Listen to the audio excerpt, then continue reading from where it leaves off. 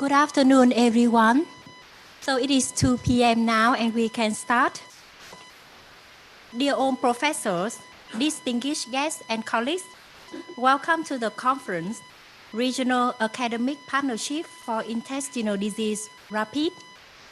On behalf of the organizing committee, we wish you health, success, and happiness.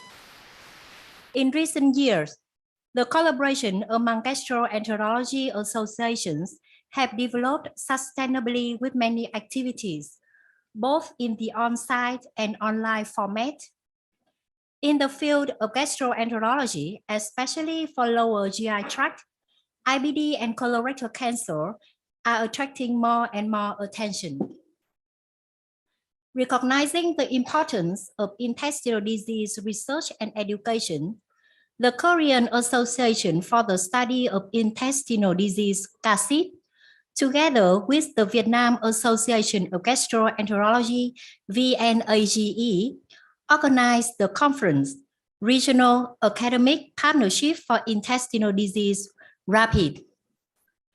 Participating in the conference are experts from KASIT and gastroenterology associations in the regions, Indonesia, Malaysia, Thailand, Myanmar, and Vietnam. Participating in the conference today from VNAGE, we would like to introduce Professor Nguyễn Khánh Trạch, President of Vietnam's Association of Internal Medicine.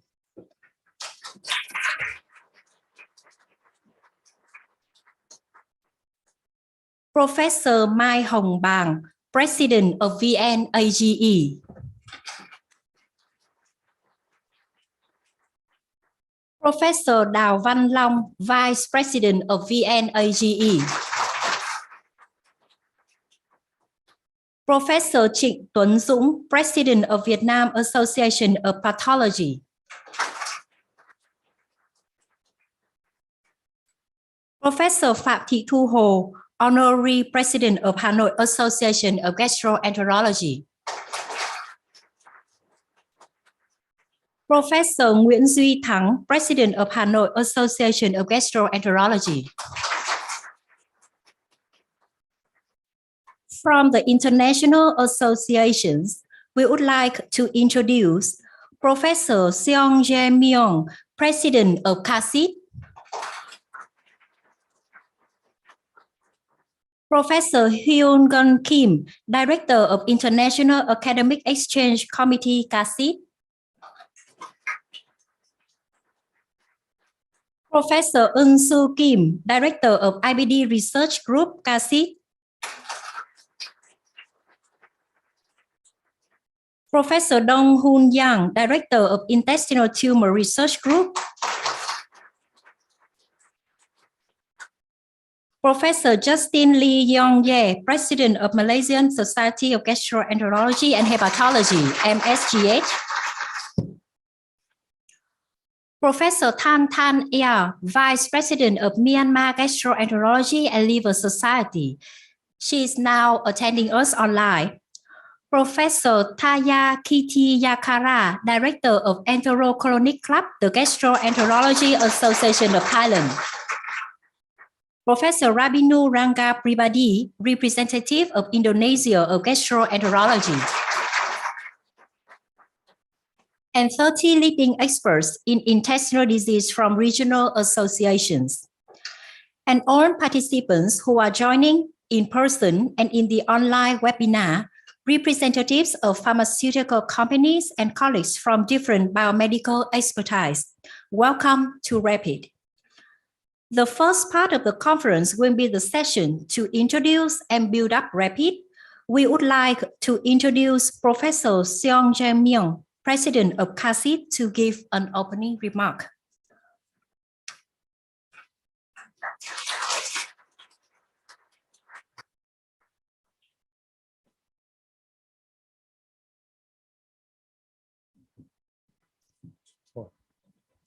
I think I'm too tall.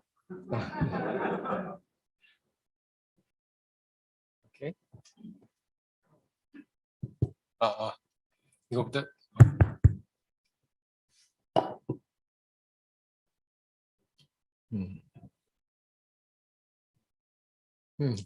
Good afternoon, everyone. Nice to meet you all in person. My name is Seung Myung, the president of CHIT and the professor of gastroenterology in Asan Medical Center, University of Ulsan College of Medicine. Today is a very meaningful day as we all gathered for the purpose of a new academic exchange partnership, which goes by the name of RAPID. I would like to express my sincere appreciation to the president of the Vietnam Association of Gastroenterology, Mai Hồng Bàng, and Professor Vu Van Hyun, the Secretary General, who have generously helped us make this meeting come together. And also thanks to the president of the Indonesian Society of Gastroenterology, Professor Dadang Mukman, president of Malaysian Society of Gastroenterology and Hepatology, Professor Justin Lee Young Ye, vice president of the Myamar Gastroenterology and Liver Society, Professor Tan Tan Ye, and the director of the Enterocolony Club, Professor Taya Kitiya Kara, who have graced the RAPID meeting with their presence. I would also like to thank the professors from Vietnam, the president of the Vietnam Association of Internal Medicine, Professor Nguyen Can Chak, honorary president of VNAJ, Professor Tha Long, the president of the Vietnam Association of Pathology, Associate Professor Chik Duon Chong, and for joining the RAPID meeting. It has been 7 years that the CHIT and the Asian Pacific societies have been academically interacting. The first step goes all the way back to CHIT 2016. The CHIT has started academic exchange since we first held the international conference. The region-specific forum was established as an independent session for the Asian researchers, and the Lukis were invited to deliver lectures and discuss. It was a single session at the beginning, however, came a long way in the last 7 years into bigger academic programs such as Go I'm CHIT, RSF Network, I'm CHIT Regional, and Emoticon, the online case conference, and gathered us into the name of RAPID, the Regional Academic Partnership for Intestinal Diseases. RAPID is literally an academic partnership. I ensure that from this meeting, the RAPID will provide great opportunities to all participating doctors and researchers in each society to join the best lectures and diagnosis and treatment for intestinal diseases, to update the latest knowledge, and to study and research together. In other words, the RAPID will build and share the opportunity to educate and research together among the partnering societies. The CHIT is an association composed of intestinal disease professors in inflammatory bowel disease, intestinal tumor, small bowel disease, intestinal microbiome research, providing guidelines for treatment and reading quality improvement. For the last 20 years, CHIT has been studying and educating about various intestinal diseases and now participating as the host of the AOCC, Asian Organization for Crohn's and Colitis. We are publishing the official AOCC journal, Intestinal Research, and also hosting the 7th Intestinal Conference named I'm CHIT. Through RAPID, The CHASID will endeavor to prosper all the participating societies by sharing our knowledges for the research, updating the latest knowledge for intestinal diseases and education, and sharing your experiences together. I suppose there will be a lot of activities we can share and build in order to flourish the RAPID. The president of the Gastroenterology Association of Thailand, could not join for the meeting today, but I believe he will be able to join the RAPID in the closed picture. Also, we hope the RAPID to grow into a bigger academic partnership by accepting new members with the current members' agreement. Once again, I would like to thank you all for gracing the meeting with your presence, and I look forward to continuing RAPID with you. Thank you very much.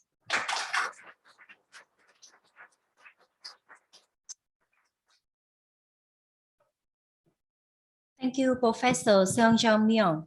Now we would like to introduce Professor Mai Hồng Bàng, President of VNAGE, to give a welcome remark.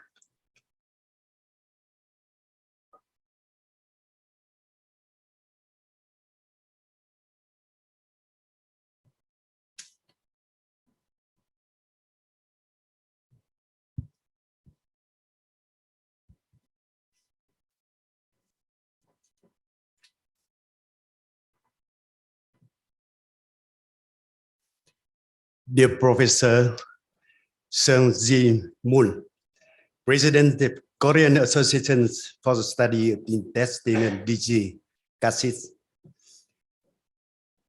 distinguished guests, deputy expert and colleagues from Korea, Thailand, Indonesia, Malaysia, Myanmar, and Vietnam. First of all, on behalf of the Vietnam Association of Gastroenterology, VNAGE, and all the members of staff the underweight military central hospital, I would like to express a warm welcome and best wishes to all the distinguished guests, experts, and colleagues attending conference on regional academic partnerships for intestinal disease RAPID. As you know, gastrointestinal tract disease such as colorectal polyp, colorectal cancer, and inflammatory bowel disease (IBD) are a very common disease in the world and are considered as an emerging health problem in Asia region. Gastrointestinal cancer, with the rate of new cases and mortality only in the top 5 among cancer, increasing the huge burden in the health system and treatment costs for the patients. Recently, inflammatory bowel disease (IBD) is considered a global disease, with the number of new cases steadily rocketing annually. In Vietnam, gastric cancer and colorectal cancer have a 4th and 5th highest incidence among the cancer, respectively. Most detected at the next stage.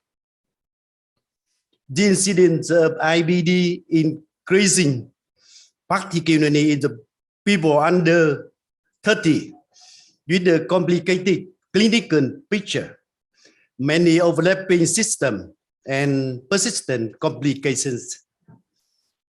This problem requires countries to invest in research cooperation in order to improve the quality of diagnosis, effectiveness and treatment and prevention of this disease. Dear delegates and all the colleagues, in recent years, academic cooperation and exchange activity, short and long-term training courses for the doctor Southeast Asian and acting much attention and recognized by many doctors. The training program, the CASIT, and the program discussed difficult and complicated clinical cases among countries in the Asia-Pacific region and typical example.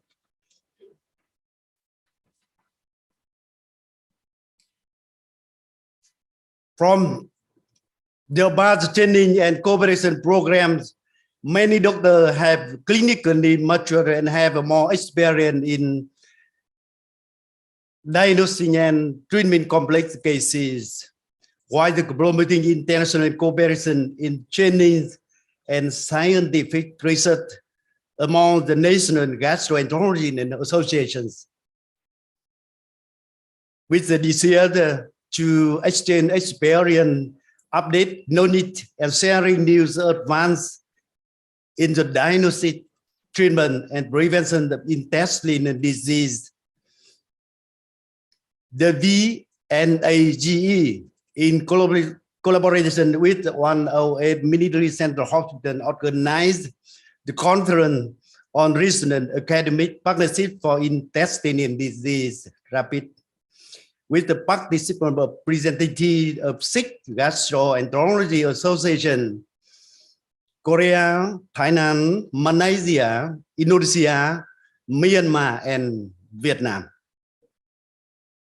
This is the first conference with the full participation of the gastroenterology association in the region since the COVID-19 pandemic, with the participation of more than 40 leading experts in the field of gastroenterology.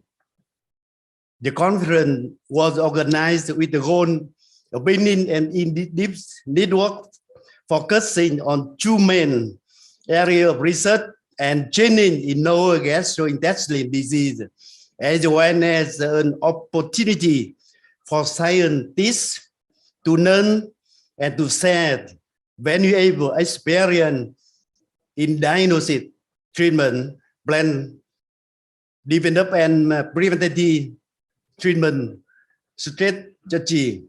Particularly, the conference also witnessed the signing of MOU between 6 associations of gastroenterology: Korean, Thailand, Malaysia, Indonesia, Myanmar, and Vietnam. I believe that today's conference will contribute to further tightening the good cooperation relationship between the Vietnam Association of Gastroenterology and the Gastroenterology Association of countries in the Asia-Pacific region and around the world. It is also a foundation for implementing more extensive cooperation, training, and technology transfer activities between medical centers in Vietnam and around the world. Yeah, the traditional taste of Vietnam people, Lunar New Year Festival Vietnam is coming. I would like to end my opening speech and best wishes for health, happiness, and success to all the delegates and colleagues, with the cooperation of regional association of gastroenterology to develop sustainably and effectively with conference success. Thank you so much.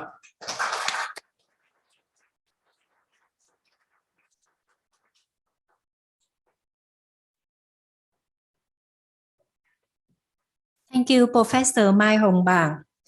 Now we would like to introduce Professor Hyun Gun Kim, Director of IAEC CASIT, to give a lecture, Rapid, Past, Present, and Future. Please welcome.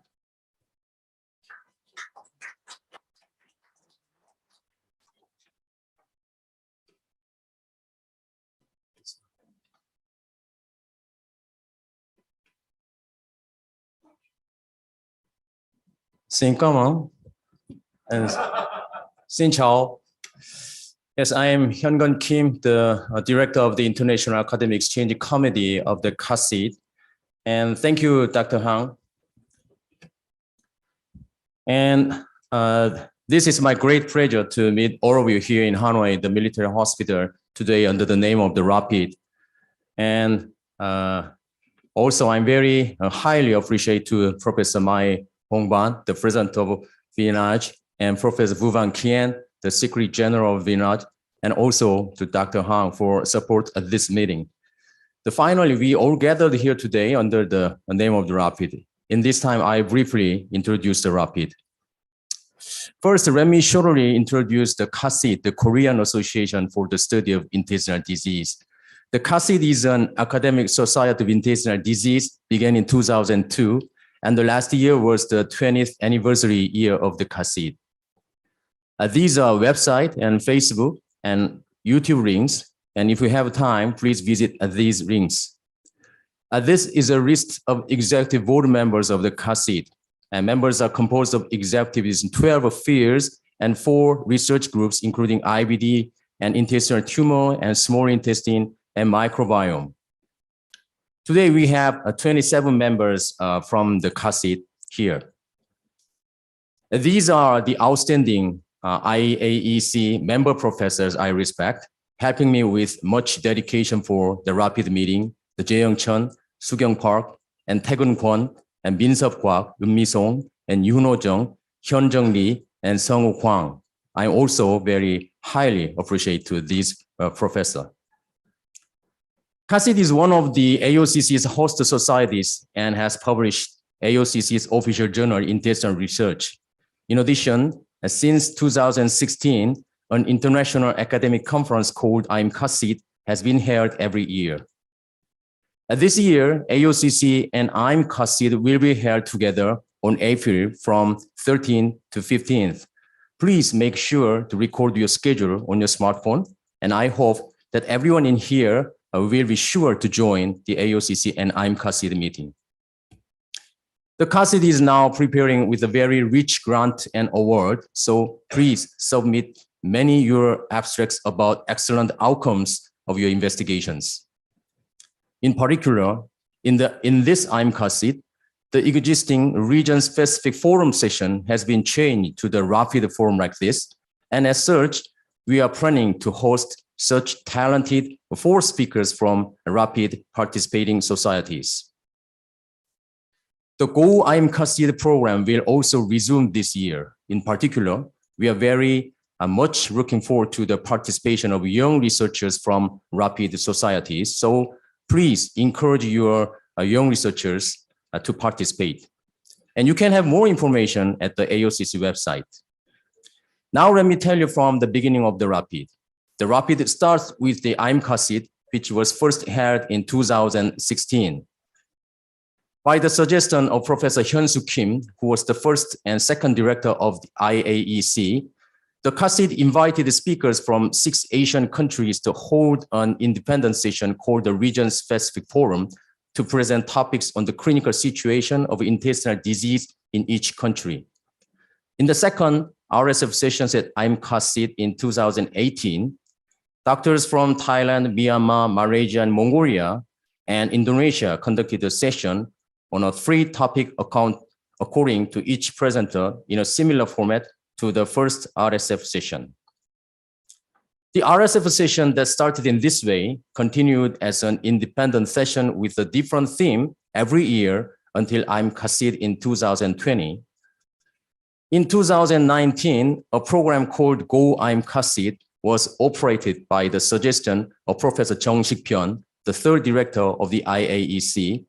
Go CHID was a program that invited young Asian doctors to participate in CHID by having the opportunity to visit the Korea's gastroenterology centers.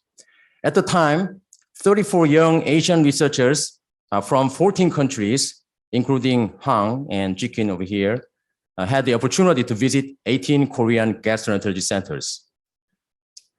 Thanks to this collaboration, several multinational and multi-institutional studies were later published as papers. As such, the RSF collaborations, which started at IMCASID in 2016, has been continued with young researchers from about 6 countries participating every year, but due to COVID-19, it was not implemented in 2021. Last year, while planning IMCASID in 2022, it was planned to construct an RSF network for participants from each country who had previously participated in RSF sessions. The current IAEC of the CASID sent an invitation email to researchers from 6 countries, Indonesia, Malaysia, Mongolia, Myamar, and Thailand, and Vietnam, who have continuously participated in the IMCASID. And these 5 doctors and professors, Thea Mint from Myanmar, and Satimai Anywan from Thailand, and Jikin Wang from Malaysia, and Rabinu Ranga from Indonesia, and Dao Vietnam from Vietnam, have contributed to making set up the RSF network for the past 2 years as members of the RSF Scientific Committee. And this is the basis for today's rapid meeting. Dao Vietnam moderating today, and Rabinu, Satimai, and Jikin are all here for panelists. Would you please stand up, the Satimai and Rabinu, and also Hang, and yes, Satimai, thank you. This is a picture from the first online meeting of the RSF Scientific Committee. They are having 6 times of online meetings so far. The emoticon is one of the most representative of the attempts made while forming a scientific committee with the RSF network. The emoticon is an international multi-society online case conference that presents and discusses cases related to intestinal disease. It started from August 2021. And this nice and beautiful poster is the 4th emoticon poster made by Dr. Rabinu and his colleagues from Indonesia. Dr. Rabinu was the moderator at the 4th emoticon, and total 254 doctors joined in the 4th emoticon. So far, 6 times of emoticons have been held. In each emoticon, the most interesting case, MIC, is selected among the presented cases. MIC presenters can benefit from IMCASID free registration. And the following 7th emoticon is scheduled for January 31st, and Professor Satimai Anywan will be the moderator. So please pay attention to the emoticon and please join. Another ongoing project was a joint research project named IMCASID Regional. We attempted to proceed with good research topics by connecting young researchers from RSF network societies and researchers from CASID branches. And now 1 study is currently in progress between the Daegu Gyeongbuk Society, the CASID branch, and the Vietnam researchers. This picture is from our recent meeting online picture. And also we had a successful RSF session with 4 lectures on 2 topics at the IMCASID last year. In addition, the emoticon case session, which consists of MIC cases selected from 4 times of emoticon, was conducted successfully. During the IMCASID last year, the 3rd RSF Scientific Committee meeting was held with the topic of making a solid partnership between CASID and RSF Scientific Committee. And each of the 4 members of our committee gave presentations like these, and all presentations were very constructive and development-oriented. In other words, at the 3rd meeting, all speakers and participants, including IAEC members, confirmed that we need a more systematic and efficient operation of educational sessions and active joint research for a more solid partnership. Finally, I briefly talk about how we will evolve the RAPID. In order to meet the needs for education and joint research, a more systematic system is needed, which is why RAPID, a partnership between academic societies, was proposed for this system. All invited societies except GAT, the Gastroenterology Association of Thailand, have responded to the RAPID partnership, and the MOU joining will be held after my talk today. Although Thailand's GAT could not participate in this time of MOU event, but I'm sure that GAT will join the RAPID near future. For the successful operation of RAPID, we plan to form 3 teams like this, and we have already received recommendations from 5 RAPID participating societies for passionate doctors who will work together in 3 teams. And this is a list of team members. The first online meeting was held on December 28th last year, and members will collaborate on their respective RAPID teams for the next 2 years. This is a planned RAPID operating program, the emoticon and RAPID forum and educational meeting, and also the multinational, multi-institutional research by research team. Of course, depending on the opinions of the team members, it is possible to improve the operation method in a developmental direction and make new suggestions in the future. Our beginnings may seem humble, but the RAPID will be prosperous. From the Bible, the sentence. RAPID will always be open in the future, and other societies can join additionally with the agreement of member societies. Now, we are continuous and solid academic partners. Let's go together. Thank you.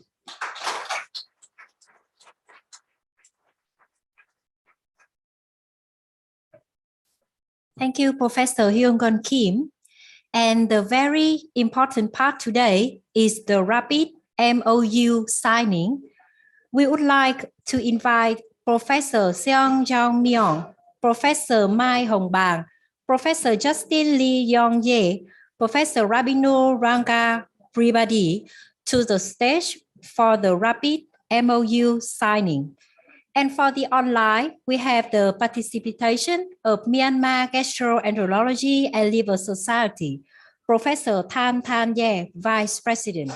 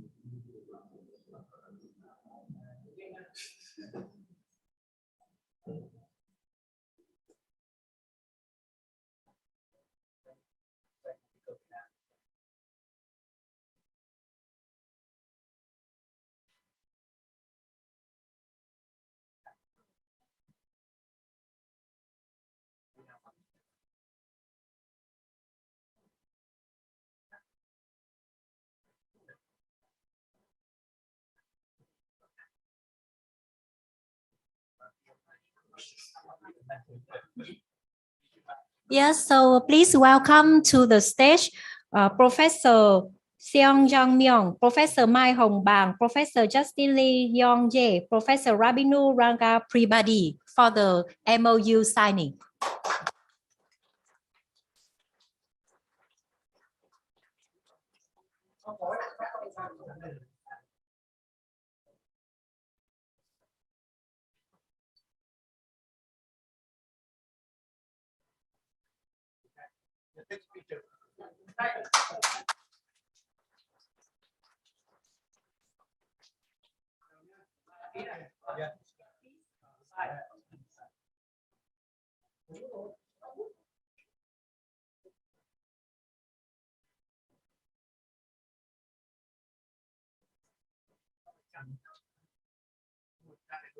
Dạ vâng ạ.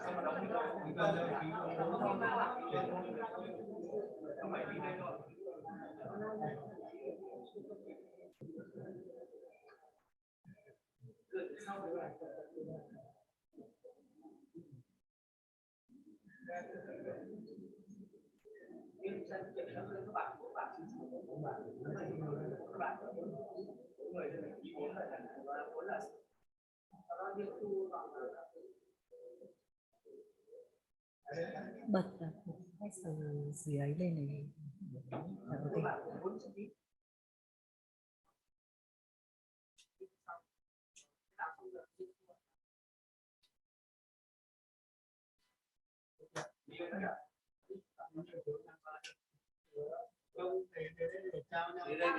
Vâng, đúng rồi ạ. Yes, thank you all professor, and please give a huge clap to congratulate on the ceremony.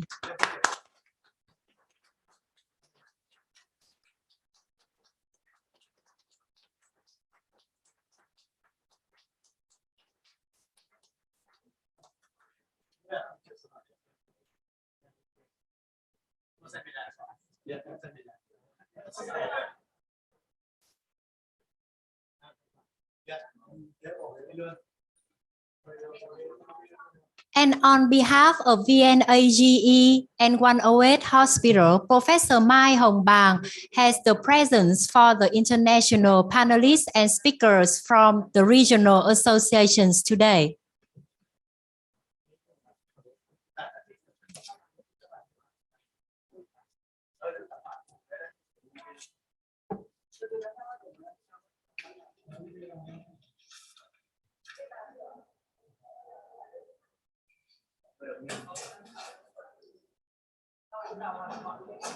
Yes, we would like to welcome Professor Soonchunghyan, Professor Hyun Gun Kim, Professor Eun Soo Kim, Professor Dong-Hun Yang, Professor Tayakitiyakara, Professor Julajak Lim Sri Rilai, Professor Rabinu Ranga Pribadi, Professor Satimai Aniwan, Professor Jin Ki Wang, Professor Justin Lee Yong Ye, to be on the stage to receive the gift from VNAGE.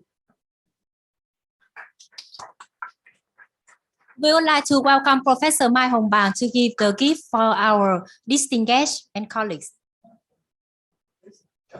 Please come on the stage.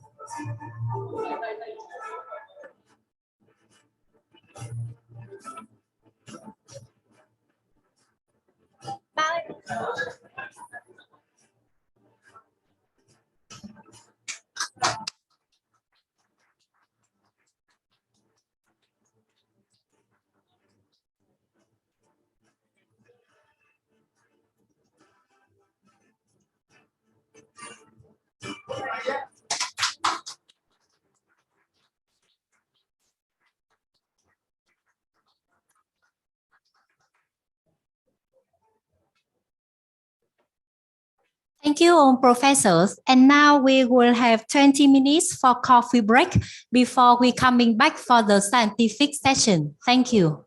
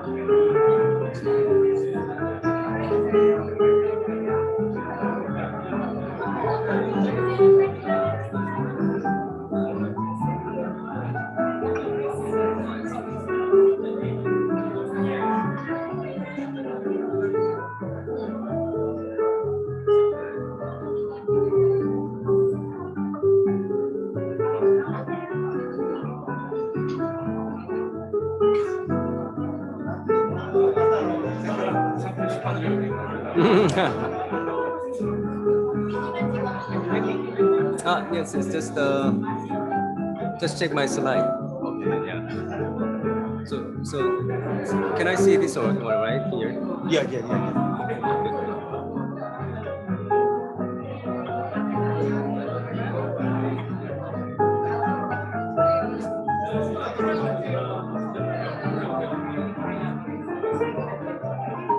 Good. Thank you.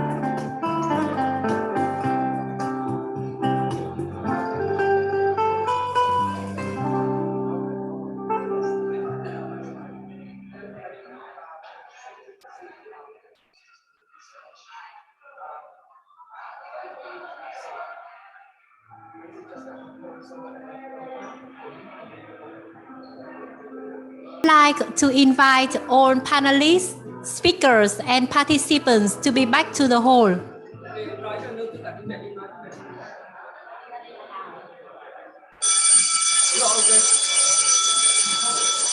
Mời các quý vị bên ngoài, các quý vị đại biểu, chúng ta sẽ vào ạ. Dạ.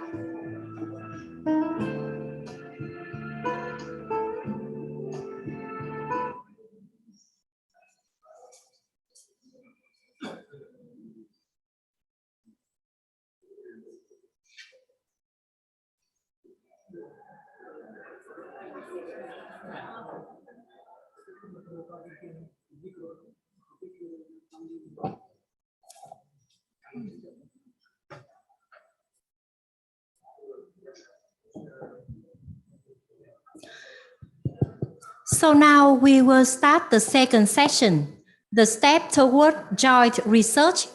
And we would like to introduce the chairperson in this session will be Professor Seung Myung and Professor Thaya Kitiyakara. So please.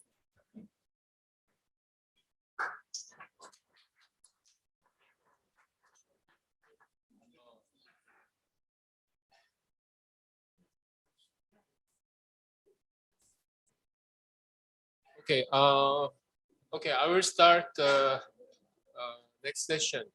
And our session and the CHASID, our mission of CHASID, our society, is the first one is a creative research. So for the performing a creative research, collaboration is very important. And international collaboration will be a very good chance for great research. So in our session, 4 speakers will present the collaboration research proposal from our rapid member society. And then I think this is the very good opportunity to discuss about the further creative research between our rapid member international collaboration research. So hopefully after this session, we can proceed. In the center will be the scientific committee of the rapid, then proceed what to start and what to do the collaborative research, hopefully. So the first presentation will be from Professor Eun Soo Kim.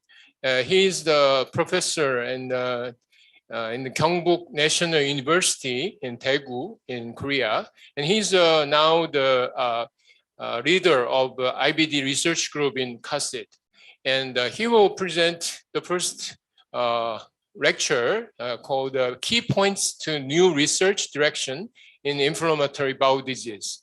Professor Kim, please. Yes, thank you, Chairman.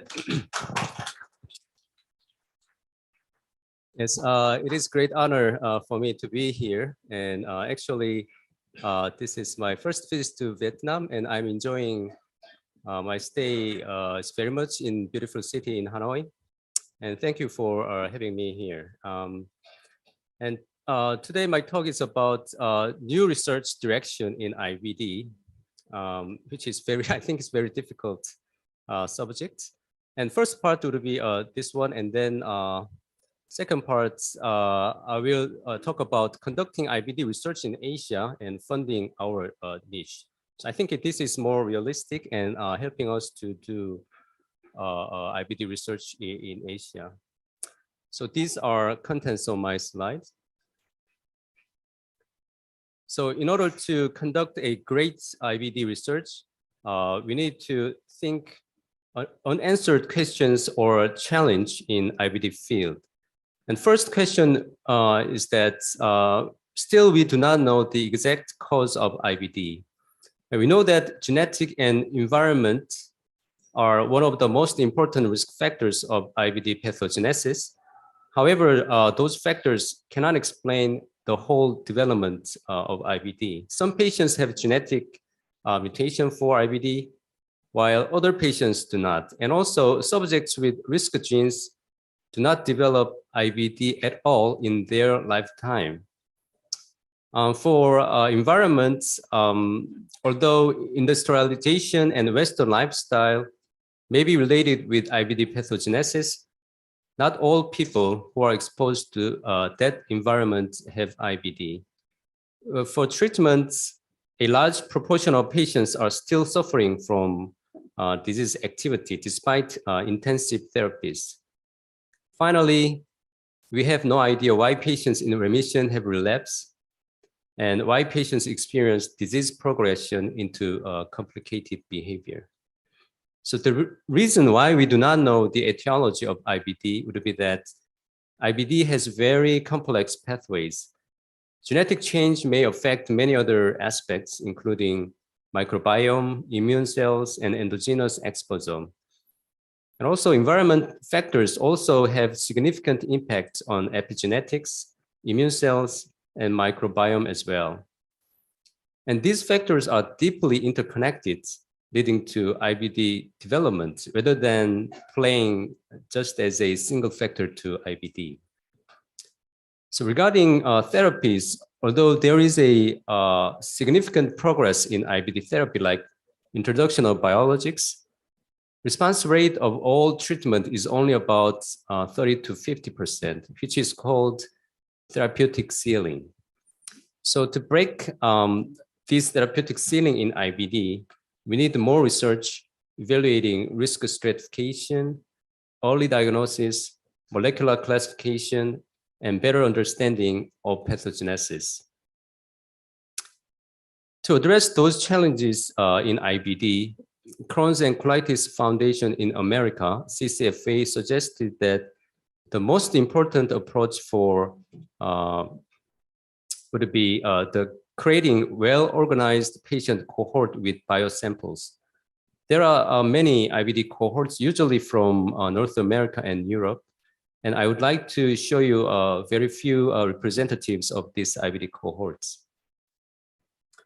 First one is a risk cohort from North America, and this includes pediatric patients with newly diagnosed Crohn's disease. They collected around 900 patients from 30 centers, and surprisingly, they reported 23 papers in high-impact journals so far. The best example of study, example study from risk cohort is this one, published in journal Lancet. Here, using patient samples like blood, serum, ileal biopsy, and fecal samples, they could have data of genotypes, antimicrobial serologies, ileal gene expression, and fecal microbiota. Finally, they found predictive biomarkers such as CBIR1 and extracellular matrix gene signature, which are significantly associated with complicated behavior of Crohn's disease, such as stricturing and penetrating outcomes. Another cohort is from US military soldiers. In US Army, serum samples are regularly taken every 2-year basis, mainly because of HIV tests. During their military service in years, some soldiers may develop IBD, and then serum samples were analyzed comparing serum samples of no IBD group. And then they found several serum antimicrobial microbial serologies, like as you can see here, these ones, and as a biomarkers of preclinical diagnosis of IBD. So the clinical implication of this study is that we can find IBD patients even years before they have clinical symptoms of IBD. So maybe we can prevent or progress of the IBD disease in these risk patients. There are also several IBD cohorts in Korea. First one would be a Connect one, and Connect cohort is retrospective and prospective adult Crohn's disease patients reporting a novel predictive model for clinical course of Crohn's disease. Another one is Impact cohort, which is prospective adult IBD patients with biosample. This cohort found fecal microbial taxa showing prognostic features of Crohn's disease. Final one is Mosaic, which is prospective newly diagnosed ulcerative colitis patients. And this study just showed observational results of early course of new moderate to severe UC patients in Korea. However, establishing IBD cohort is not easy. First of all, we need a substantial amount of money. Second, there should be a leader taking charge of the cohort who are dedicated to this work. Also, we need patient enrollment. And finally, it requires a significant level of effort and time to maintain the cohort for a long period of time. Despite these challenges, IBD cohort is necessary for conducting outstanding IBD research with a new direction. Let's move on to the trend in IBD research in the present and the future.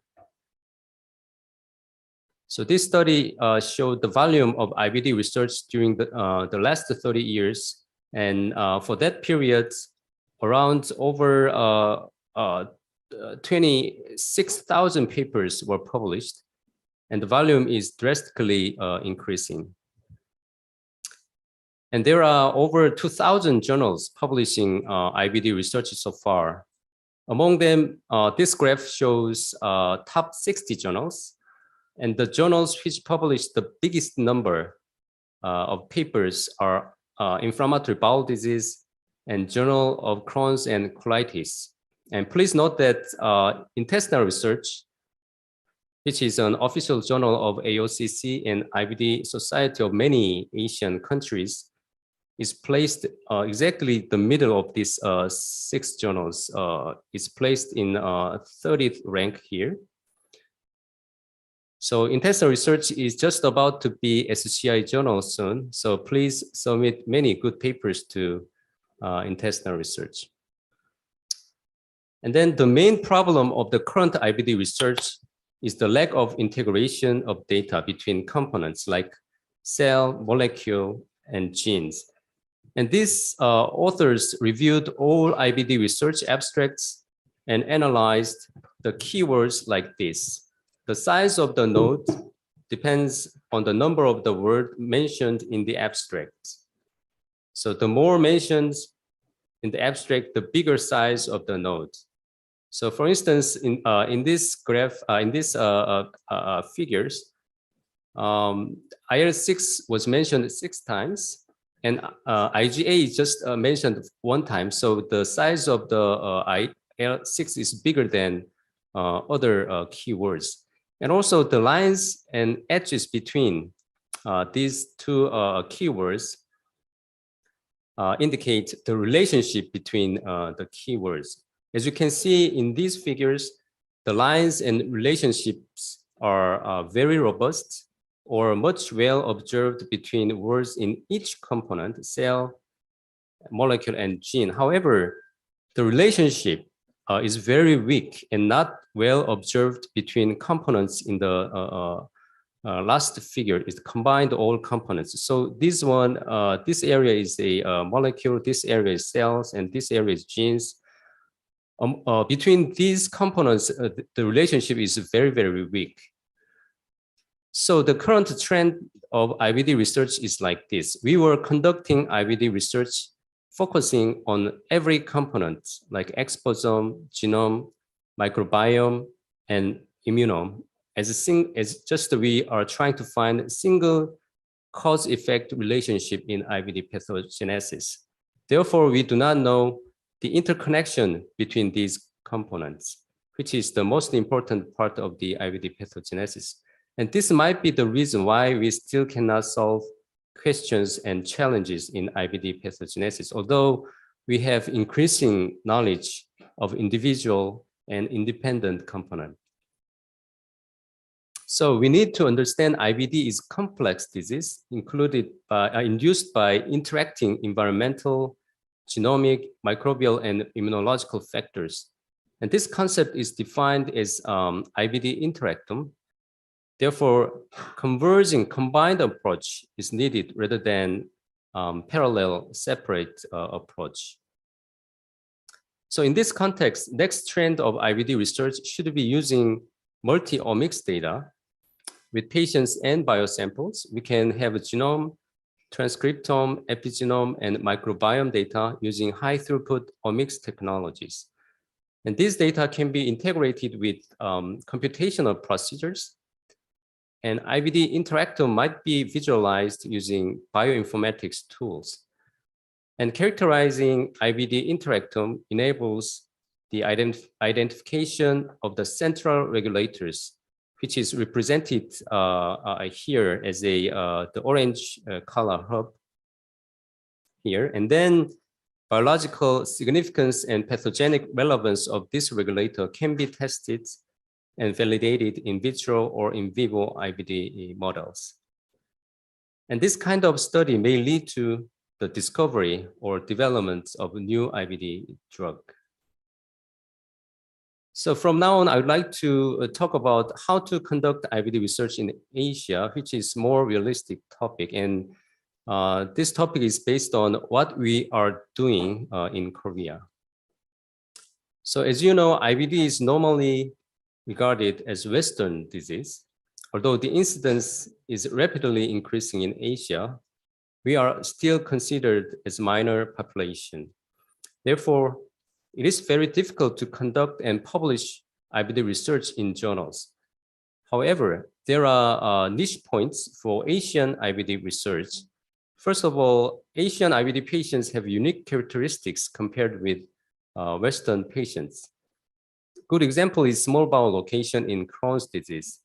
Small bowel location is more common in Asian Crohn's disease. In these tables, you can see the L2, colonic location of Crohn's disease is only less than 10% in Asian patients, while colonic location is up to 50% in North America or Europe population. And another example is perianal disease, which is more prevalent in Asian Crohn's disease. The proportion of patients with perianal disease in South Asia and is about 50%, while there was only 13% in Western patients. And in the right side, in this Korean population-based study, perianal disease was observed in more than 40%.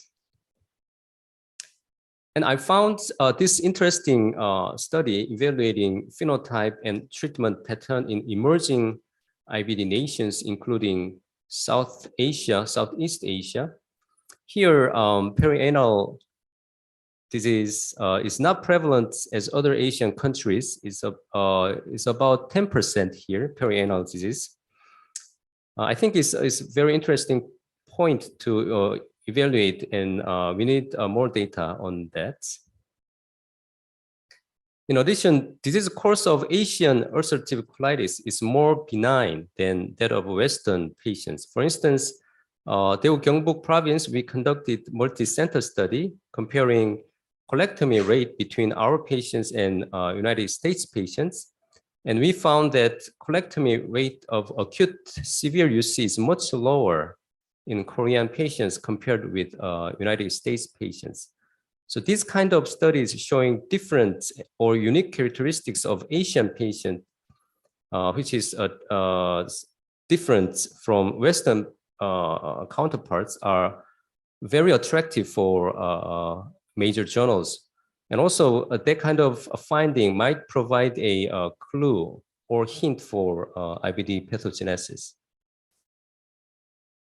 Next, endoscopic related study might be another good topic for IBD research in Asia. because the cost of endoscopy is much lower in Asia compared to the Western part. So for example, the research on endoscopic findings between Crohn's disease, intestinal tuberculosis, or Behçet disease was published in several IBD journals. And also, bowel prep study in IBD patients were published in some SGI journals. And this study also cited as a reference for guideline of bowel preparation for colonoscopy. So bowel prep study has the merit because it is relatively easy to perform. For instance, there are already validated preparation scales which can be used easily. And also we needed just a simple blood test and questionnaire before and after preparation. So endoscopy related issue is another good option for IBD study in Asia.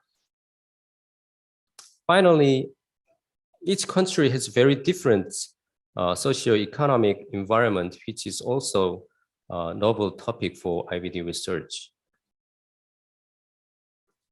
In this figure, in some Asian countries, biologics are not available yet. And in the study of IBD emerging consortium group, it shows biologics availability was dependent on the nation's economic situation. Therefore, disease course of IBD with limited use of biologics also very good topic for IBD research, which cannot be conducted in Western countries. And the opportunistic infections like tuberculosis and HBV is more prevalent in Asia. So studies evaluating this topic also good subjects of IBD research in Asia province. And this is my personal opinion, and these are key points, I think, to conducting IBD research in Asia. First, do multi-center study, because single center, the number of patients in single center study is not enough for a good IBD research. Second, organize cohort registry and start retrospective first, because this is easy to perform, and then move to prospective study. Third, publish data unique on your own country. And finally, comparative study is also another novel project for Asian doctors to conduct. And for instance, Vietnam and Daegu Gyeongbuk are conducting study comparing early clinical course of IBD between these two countries. And this is a retrospective multinational study. And here is the picture of investigators involved in this project. And Dr. Luan is doing a great job here. And we hope this study is a good start for IBD research in Vietnam and also in Asia as well. So in summary, IBD research volume is increasing, and future study should be using multi-omics data. And we need to understand the definition of IBD interactome, and we need to organize patient cohort with biosamples. And finally, publish data, which is unique in Asia, Asian countries, and start easy multi-center study, like a retrospective study, and then move to the prospective study. And thank you for your attention. Thank you very much, Professor Kim. Is there any question or comment from the floor?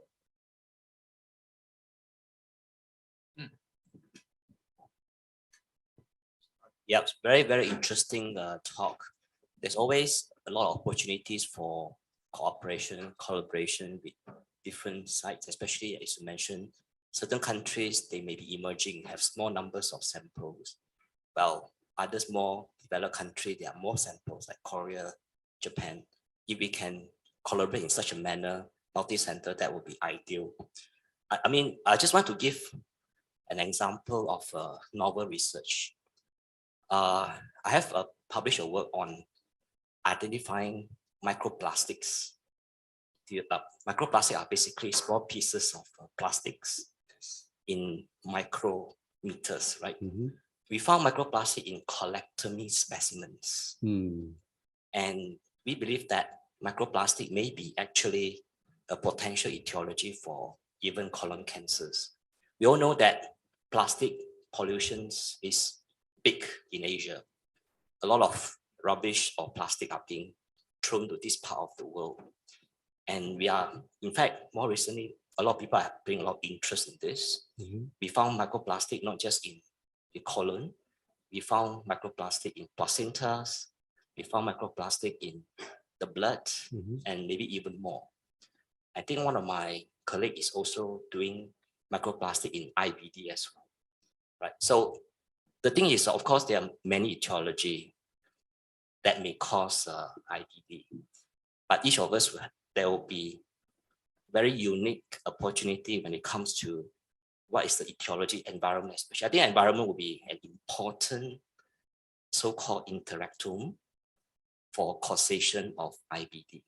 Yep, just to share one, the kind of project that we are doing. Thank you very much. Do you have any comment on this new proposal? Yes, I think that is a great point. Yes, as you said, the environment factors is crucial point of the IBD development. So even in I saw some papers regarding the food the additive components may cause some colitis or inflammatory bowel disease, but I've never seen the microplastic maybe the cause of the IBD. So I think that is very good start point to conduct, especially in Asia. Yeah, but I wonder, how is it okay for just process biopsy, or just we need a colectomy sample? Yeah, I have a great fortune to work with a marine biologist, and they found plastic in fish, seashells, and so on. And he happened to be my patient, so he come and ask me, "Do you ever see plastic when I do endoscopy?" I found it very weird in the beginning because I said no, and I never see anyone or found a plastic inside. And that's how we embark on this research. So but to really detect microplastic, you do need larger samples because we are learning. You need to develop a protocol on how to detect microplastic, and it's not easy because we took 2 years just to come up with a protocol, validate on the technique, and so on. And when we first published it, no one want to accept our paper because they think that, oh, I think what you found is likely to be a contamination. But we persevere. We managed to eventually publish it. And after that, a lot of citations coming just because of this. But then again, you need to really, develop that technique, validate, and making sure what you do is not contamination. Yeah, thank you. Yes, thank you very much. Okay, so is there any comment or question from the floor? In Vietnam, also the IBD population is increasing rapidly. So is there any other cause other than Western diet, sanitization?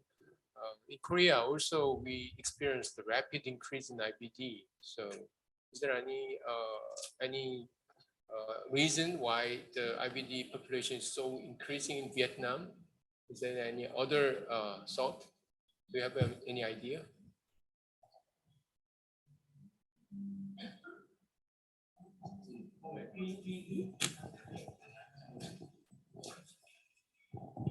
Thank you, and I just got some comments. I think the first thing is that, as you said, because the change of the diet and lifestyle, it is one trigger point.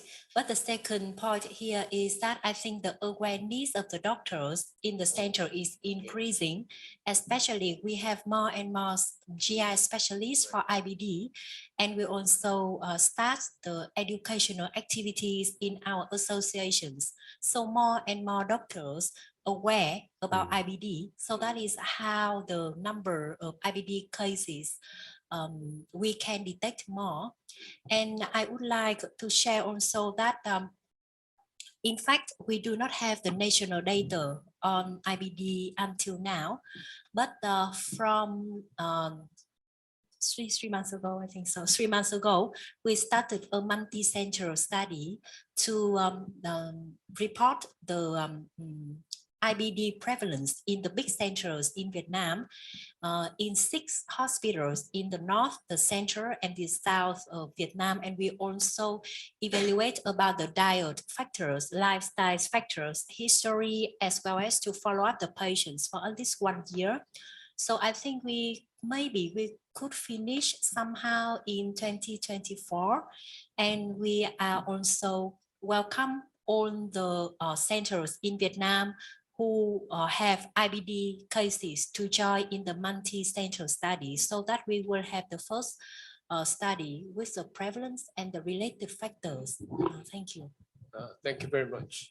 Sorry, one more question perhaps related to this is there's been suggestions that refrigeration may affect the food and the bacteria. It would be nice if there's some sort of economic data in terms of the percentage of refrigeration for populations and how that changes and whether the incidence of IBD changes. That's a good point, actually. The economic situation is changing rapidly in Asian countries, so it will be a good topic. How about the breastfeeding? Some of the Korean pediatricians told us. Right. Now you get to talk. Thank you very much for a very nice presentation. I'm a doctor from National Children's Hospital, and I also control now. We also have about 70 patients with Crohn's and IBD disease, and some of them is quite mild, but the other one is very severe. My question is why children have more IBD now? Maybe because we concentrate on diagnosis earlier than usual. We can perform the endoscopy earlier than usual, and we also have some tests to screening the baby. But the problem is the years onset of IBD is quite early. I have one patient with only 1 and 2 months, and the other one is maybe 10 years. So the average year about 4 to 5 years only. So very, very small. And when we conduct study, we also ask about the breastfeeding and the other things, but we couldn't find anything at all. Maybe because the sample size is a little bit small, so we cannot explain for that. But the baby, when they are very, very small, they only breastfeeding, but they still have the IBD. So the question is why? We cannot explain now. Maybe we have some data from the microbiota or gene or something like that. Maybe we can explain for that. Thank you. Okay. We already have many topics in IBD research. Okay, thank you very much. And maybe this is the starting point. Then maybe we can discuss about the IBD research in rapid later. Thank you very much, Professor Kim. Okay, the next topic will be colon tumor. Actually, the lecturer will be Professor Dong-Hoon Yang. He is a professor working in Asan Medical Center. He is a very excellent endoscopist and colon cancer researcher. And he is now the leader of intestinal tumor research in CASID. And he will present us about the global and current research trends for colorectal neoplasm. Professor Yang, please. Thank you for kind invitation, Mr. Chairman. It is my great honor to be one of the members in this historical academic meeting. Actually, I was asked to prepare a little bit challenging topic titled Global and Current Research Trends for Colorectal Neoplasia. It was difficult for me to find the way how to prepare this broad spectrum of topic, so I decided to search the literatures using PubMed.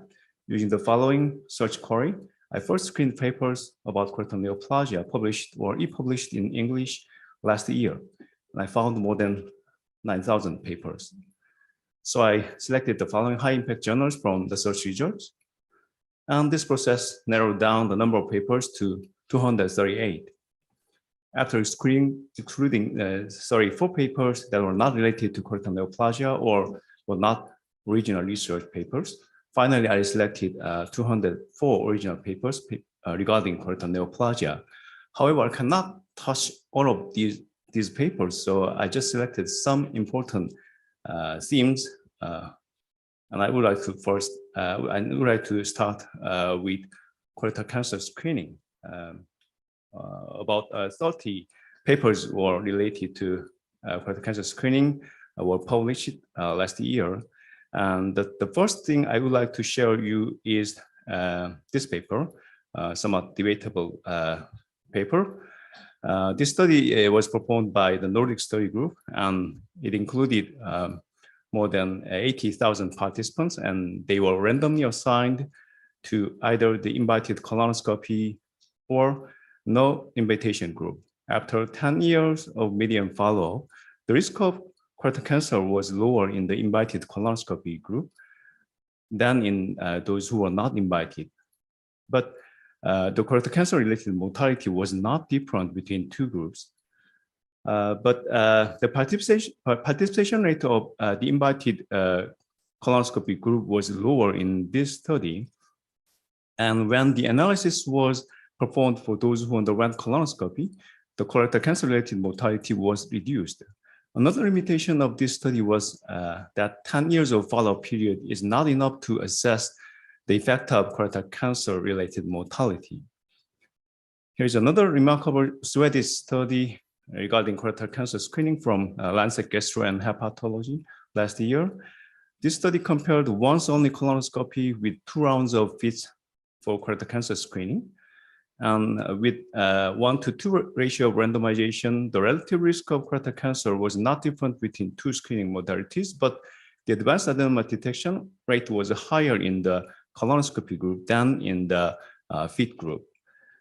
But because the recruitment was just finished 2 years ago, so we need to wait for long-term data from this study.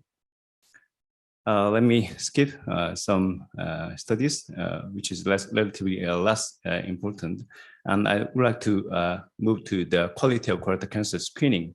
In order to maximize the effect of colonoscopy for preventing colorectal cancer and reducing the mortality, we must focus on quality of colorectal cancer screening. And last year, about 10% of articles reported this issue. And this study is a large population-based study from Netherlands.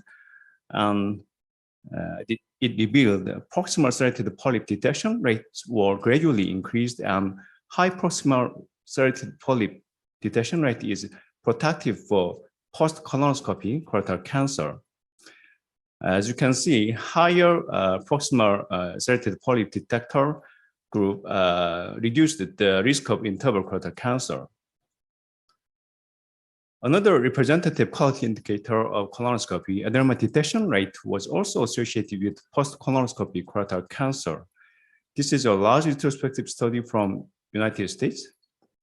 And here you can see the group of ADL higher than 30% resulted in low cumulative risk of post-colonoscopy colorectal cancer than the group of ADL less than 30%. According to this study, per 1% increase in ADR reduced per 3% risk reduction of post-colonoscopy colorectal cancer.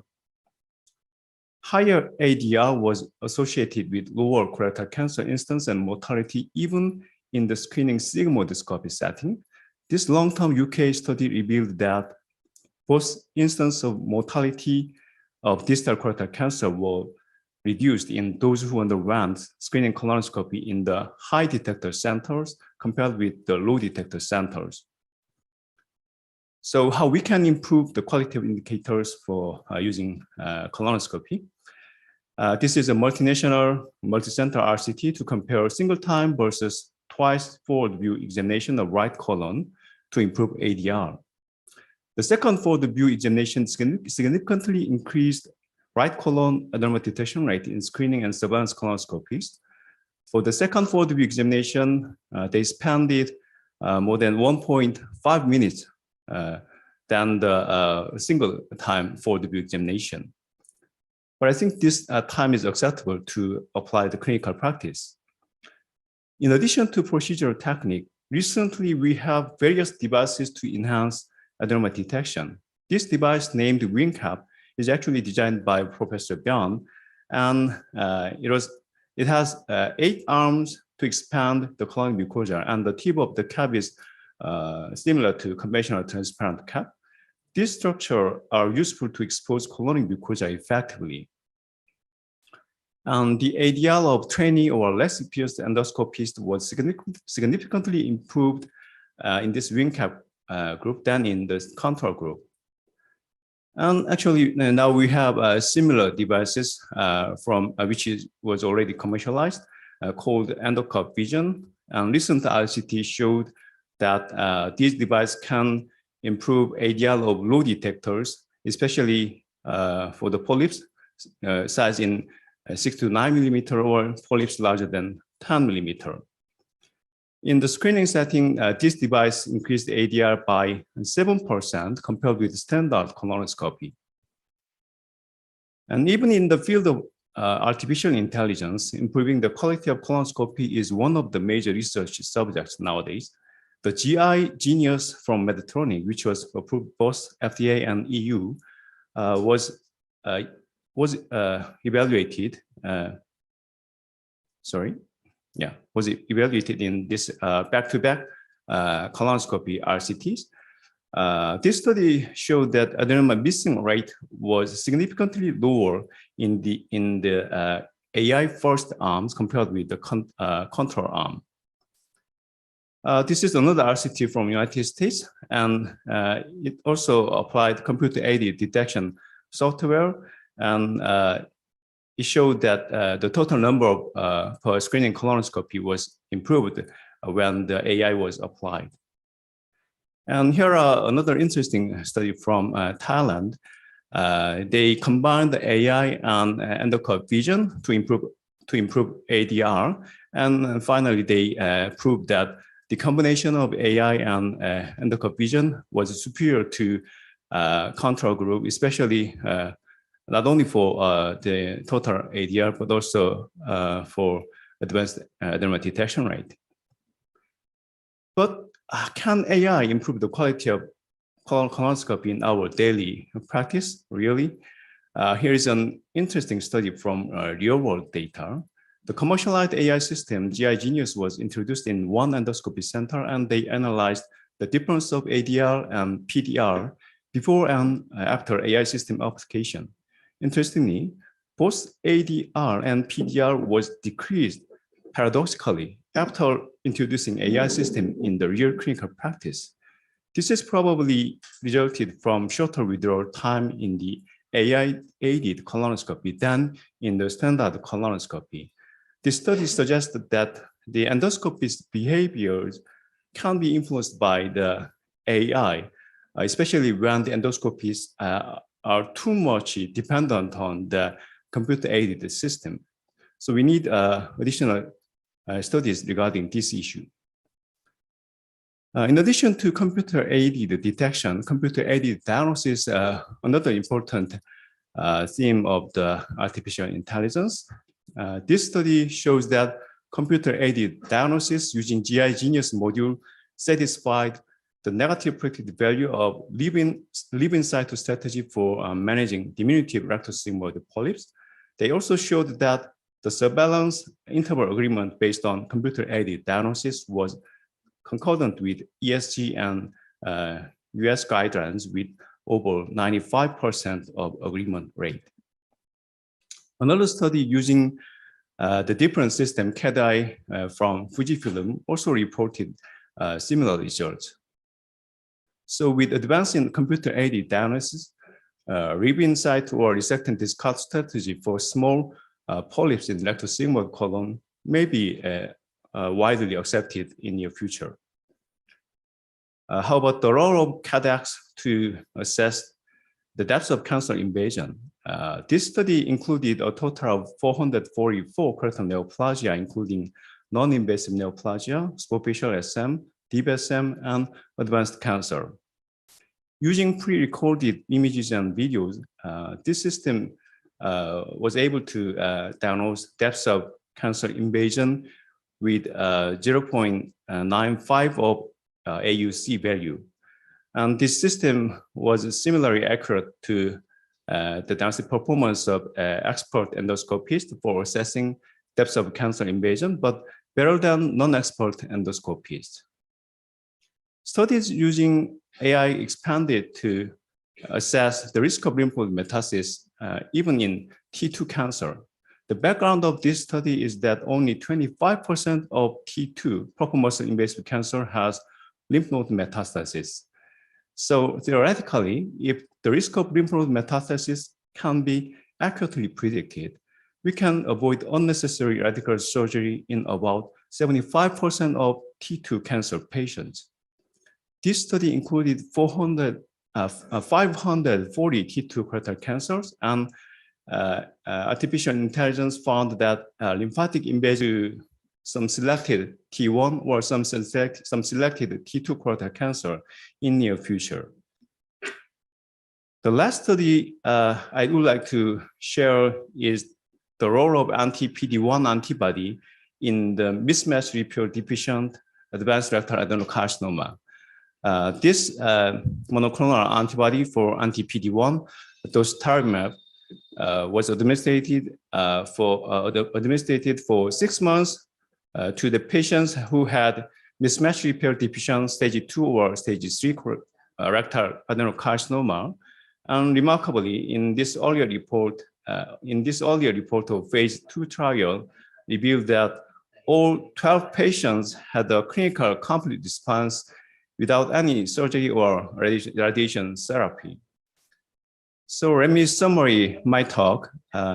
Effectiveness of screening colonoscopy for reducing colorectal cancer incidence and colorectal cancer-related mortality has been assessed in 2 recent prospective studies. This issue will be evaluated by upcoming long-term studies. Current studies reveal that improving quality of colonoscopy is crucial to enhance the effect of the preventive effect of screening colonoscopy for colorectal cancer. Quality improving devices and techniques are under evaluation recently, and improving quality indicator of colonoscopy is one of major fields in the research regarding using artificial intelligence. AI-assisted diagnosis of colorectal neoplasia is another important research field, and hopefully this will reduce endoscopy's burden in your clinical practice and cost from histologic diagnosis. And according to the current studies, the indication of endoscopic treatment for colorectal cancer may be expanded to deep submucosal invasive colorectal cancer with favorable findings, or proper muscle invasive colorectal cancer in some selected patients in near future. And we need to wait the largest study regarding the recently developed PD-1 antagonist for mismatch repair deficient locally advanced rectal cancer. Thank you for your kind attention. Thank you very much, Professor Yang. He summarized the colon cancer screening and also newer devices and brand new AI system. So is there any question or comments from the floor?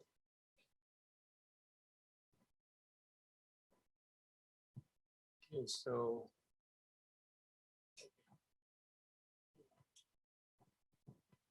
thank you very much, Professor Zhang, for a very nice presentation. I am Dr. Ki from 108 Military Central Hospital. So I have a comment and also a question. So today, image enhanced endoscopy play an important role for detection, diagnosis, and characterization of the colorectal polyp and also colorectal cancer.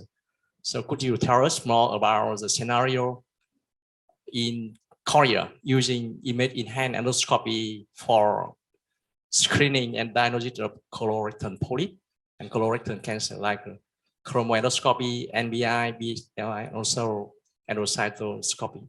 Thank you very much. Thank you for your question. Actually, I didn't introduce the studies using image-enhanced endoscopies, but actually the papers I searched also included studies regarding that issue, and some of them suggested that the image-enhanced endoscopy, such as linked color image, can help to improve adenoma detection rate, but some of them showed a negative result. So the difference would be, I think, resulted from not only which modality is applied, but also how the study participants, the endoscopists, technically well observed during that study. So as I mentioned, that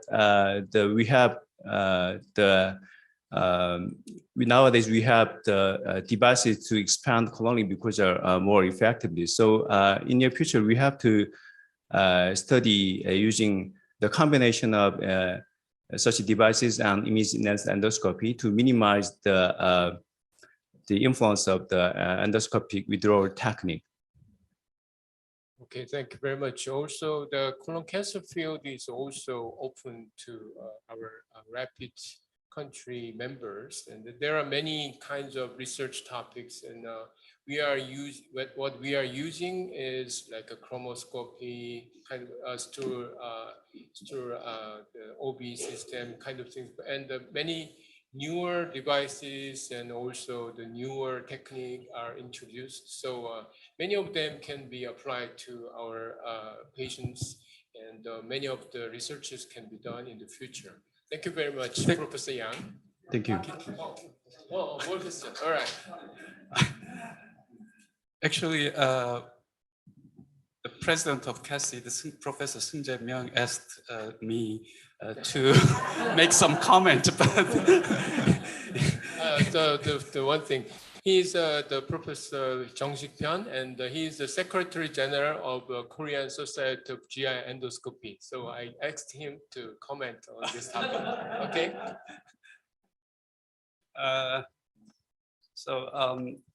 First of all, thank you for your very informative lecture about colorectal neoplasia. I think because this is a joint meeting between Asian countries, I think we need to think of some cooperative studies. And I would say it is very a good period for us to make some cooperative studies compared to the past, because we experienced the COVID-19 period, and we have experienced many online discussions, which was not common in the past. And we know the online discussion is quite very, very effective and very easy for doctors from other countries to make discussion together. I think the online discussion is much more effective in Asian countries because we don't have much large time difference. So it's very easy.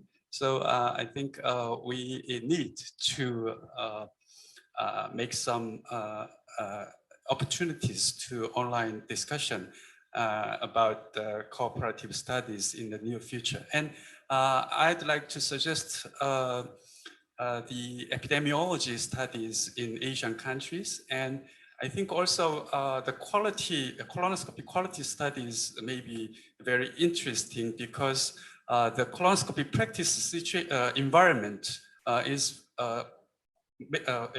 very different between Western countries and Asian countries. Most Asian, as far as I know, most Asian countries have very low cost for colonoscopy, and so we have to perform many endoscopies in very short time. So that kind of situation may be maybe not good for a qualified endoscopy.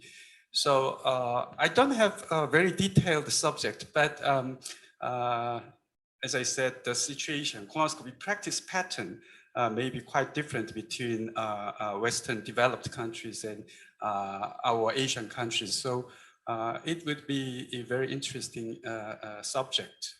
I mean, the quality of colonoscopy may be very interesting subject that we can collaboratively study in right now and in near future through the online discussion. All right, thank you very much. Okay. Right. Congratulations to Professor Soonchunghyan. Very nice summary, and thanks for the summary. I'm Zijin from Malaysia. I do agree with Professor Bjorn that the pandemic has actually made all our communication, our borders become borderless. Collaboration is so much easier these days. And a word on the quality of the endoscopy. Yes, in Malaysia itself, we notice vast differences, especially even in between endoscopies. So the quality of the endoscope that's being performed has various different kind of a quality. So that will affect all our ADRs, so on and so forth. The experience of the endoscopies as well is very much different. I now practice in a private center. I'm being timed of my withdrawal time. So I myself noticed that, you know, the longer is my withdrawal time, up to 10 minutes, of course, the more adenomas that I can detect, right? So, so I think that is something even to look at, you know, comparing different countries and how we perform in different centers. Service-based, government hospital, teaching hospitals, and also private centers. So those are the different aspects to look at. On a more specific note on subjects, you know, to moving forward. So in Malaysia, our colorectal cancer screening is by FIT. We started a few years ago, offered to everyone 50 years old and above, but it's offered at every 2 years. So mainly cost issues and all that. So the positive FIT, the pickup rate for colonoscopy is slightly less than 50%. So Malaysia colorectal cancer, it is still presented at late stage, stage 3, 4. So that indirectly also increases our healthcare cost. So moving forward, when I was in university and I was working with this group of researchers, we found that there's some trace elements that was being detected in the colorectal colectomy samples. So moving forward, whether these trace elements would also be able to detect in patients with colonic polyps. So because colonoscopy itself is invasive, so that puts away a lot of people bring people away, put off on the willingness to go forward for a colonoscopy examinations. And also cost of colonoscopy in Malaysia varies in a government setting and in a private setting. So whether any non-invasive test that could detect a colonic adenomas or polyps, and that would be able to tell the patient, look, that's precancerous, and that would you know further screen down the burden of colonoscopy for the populations. Because I think the number of endoscopies in gastroenterologists in Malaysia is not high. So definitely it will be a burden to move forward for first screening of colonoscopy as colon cancer screening. So looking at something that could diagnose a precancer lesion, would that be an option? Trace elements, but of course, a lot of time we look at whether that's contamination and all not. But again, the algorithm and the protocol has been developed with this group of researchers that I was working with. All right, thank you for your suggestions. Okay, is there any comments? Okay. Oh, so yeah, it's a short comment. Very short comment, because in ISF network, we also have a session on quality of colonoscopy.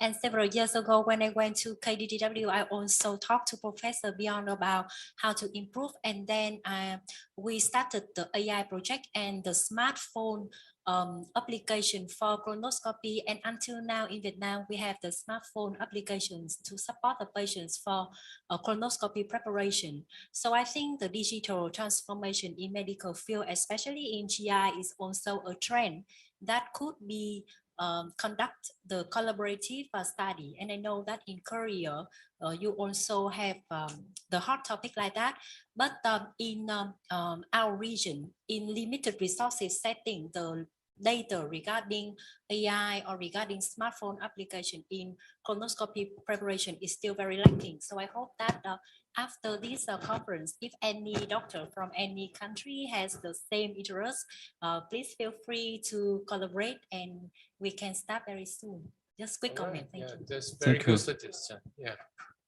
Right. Okay. Thank you very much, Professor Yang.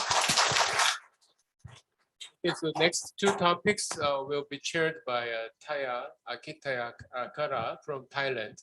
Okay, thank you very much. Thank you for your interesting and good lectures from before.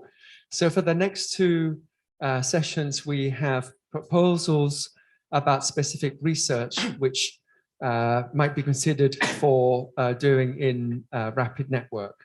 The first talk will be from Professor Julajak Lim Sivilai from Siriraj Hospital, Mahidol University, Thailand. He is a very active member of our enterocolonic club and has lots of research on IBD. His topic will be, as you can see, about models differentiating Crohn's disease and intestinal TB. Thank you very much. Thank you very much for your kind introduction, and thanks Kasit for inviting me for this terrific meeting and invite me to propose this research proposal. So this title is the validation of the model differentiating Crohn's disease from intestinal tuberculosis. As we know, differentiating Crohn's disease from intestinal tuberculosis is difficult, but it is a very important issue in our region where there are two conditions unequally. So many models differentiating Crohn's disease from tuberculosis have been created. Lastly, they can be grouped into three groups. The first, the models integrating clinical endoscopy and pathology. The second is the model adding imaging study. And the last is the model adding laboratory tests. Because the time is limited today, so I cannot go into all the model information, but you can download this article that I reviewed 2 years ago. And thank very much for Intestinal Research for inviting me to write this review article and publish it. So the summary of this article is most models perform very well in differentiating Crohn's disease from intestinal tuberculosis in their original study. And each model includes different variables, but some variables are present in many models. So there should be some variables that are significant across all populations. So that brings me to this research study. I did meta-analysis to define significant simple variables in differentiating intestinal tuberculosis from Crohn's disease. And I built a differentiating model, including all those significant variables using their positive and negative likelihood ratios. This study includes 38 studies from inception to September 2015, comprising more than 2,000 Crohn's disease and nearly 1,600 intestinal tuberculosis. 55 variables that were present in at least 3 studies were selected for meta-analysis, as you see in the 2 boxes. And here are the results of that study. The results are shown in this diagram. And as you see, the circle with red color represent the significant variables favoring intestinal tuberculosis, while the circle in blue color represent the variables significantly favor Crohn's. The size of each circle represents the number of the patients included in the meta-analysis of that variable, and the length between the midline to each circle represents the magnitude of significance of that variable. For demographic and clinical manifestation, the presence of fever, night sweat, lung involvement, and ascites significantly favor intestinal tuberculosis, while male gender, hematochezia, presence of perianal disease, and extra-intestinal manifestations favor the diagnosis of Crohn's. For endoscopic findings, transverse ulcers, patulous IC valve, and in the involvement of cecum or IC valve involvement, significantly favor intestinal tuberculosis, while longitudinal ulcer, aphthous ulcers, cobblestone appearance, stricture, mucosal bridge, and involvement of rectum or sigmoid colon significantly favor Crohn's disease. For the path findings, presence of granuloma favor the diagnosis of TB, and some characteristics of granuloma, such as confluent, large, and multiple granulomas per section, favor the diagnosis of TB. Lymphocyte cupping, ulcer-like by histiocytes also significantly favor TB, and only focally enhanced colitis favor the diagnosis of Crohn's. For CT enterography, short segment involvement favor TB, while wall stratification, presence of COM sign, and fibrosity proliferation significantly favor Crohn's. And the last, positive interferon gamma release assay for TB significantly favor TB strongly. And those are all significant variables in that study. And next is the model. This model calculates the probability of intestinal tuberculosis using this formula, which based on the relative preference of intestinal tuberculosis and Crohn's disease and the magnitude of the presence or absence of each finding determined by the positive likelihood ratio and negative likelihood ratio respectively.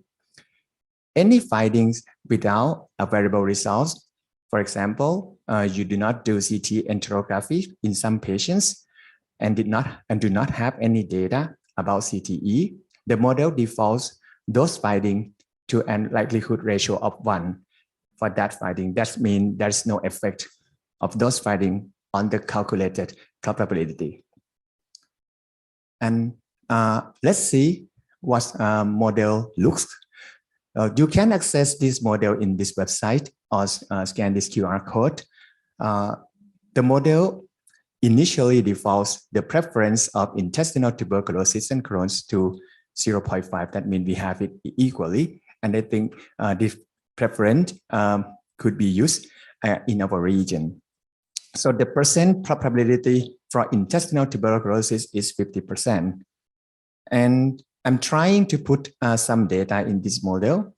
For example, I changed perineal disease from not assessed to present perineal disease. And you can observe that the percent probability for intestinal tuberculosis decreased from 50 to 12%. And when I input more variable, such as changed pulmonary involvement to be absent, the percent probability will decrease to 8. So when you input all variables that you have, you will obtain the final probability of intestinal tuberculosis based on this model. And then I validate this model using multi-center study data from 2 countries, Thailand and Hong Kong, which include 590 patients. However, this is a retrospective study, so only clinical data, endoscopic data, and pathological data were available. Many patients did not have CT enterography and interferon gamma release assay that preclude us from validate that finding. So let's see the results. So here is the area, the ROC curves of the model include only clinical in blue color only endoscopy finding in green color, the combination of clinical and endoscopy in yellow color, and clinical endoscopy and pathology in black color. So you can see that the model including only clinical and endoscopy findings perform fairly. The area under ROC curve is only 0.75. But when you combine them, the performance is getting better. Area under ROC curve increased to 0.82, which is significantly better than either of them alone. And when you add the path findings, the model performs further better. Area under the curve is 0.88, which is significantly better than the combination of clinical and endoscopy. So that means in this study,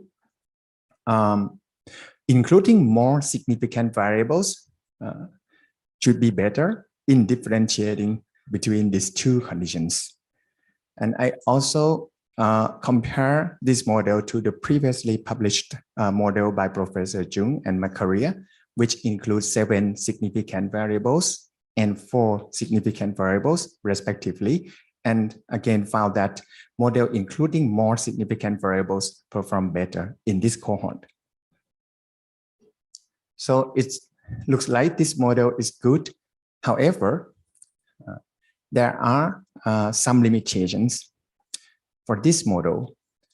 The first is in this cohort, there were significant numbers of intestinal tuberculosis were misdiagnosed as Crohn's disease when you use this model. As you see in this diagram, is represent the calculated probability of intestinal tuberculosis from the model in patients with Crohn's and intestinal tuberculosis based on each model, clinical endoscopy, and all. So for this one, it's the best model. You see that the probability separated most between the two groups. However, when you look at these patients, there were some patients with TB had the probability of tuberculosis as low. So this patient would have been treated with immunosuppressive agents if we rely on this model, which could be dangerous. So include more variable like CT enterography or IGRA may improve this model performance.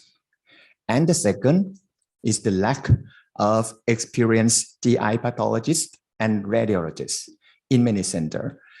Because as you see, the findings of pathology and CT, it's not easy to interpret, and we cannot do it by ourselves in many times. And that could limit the use of this model. So this brings us, this leads to the proposal of this study.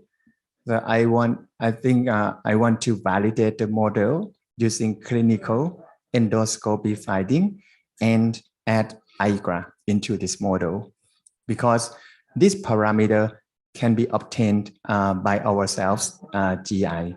But in some centers, if you have expert pathologists or radiologists and they are happy to join, we can validate this variable as well. So the design could be retrospective or prospective. I'm not sure how many patients having an IGRA result if we do retrospective study. So prospective study may be better.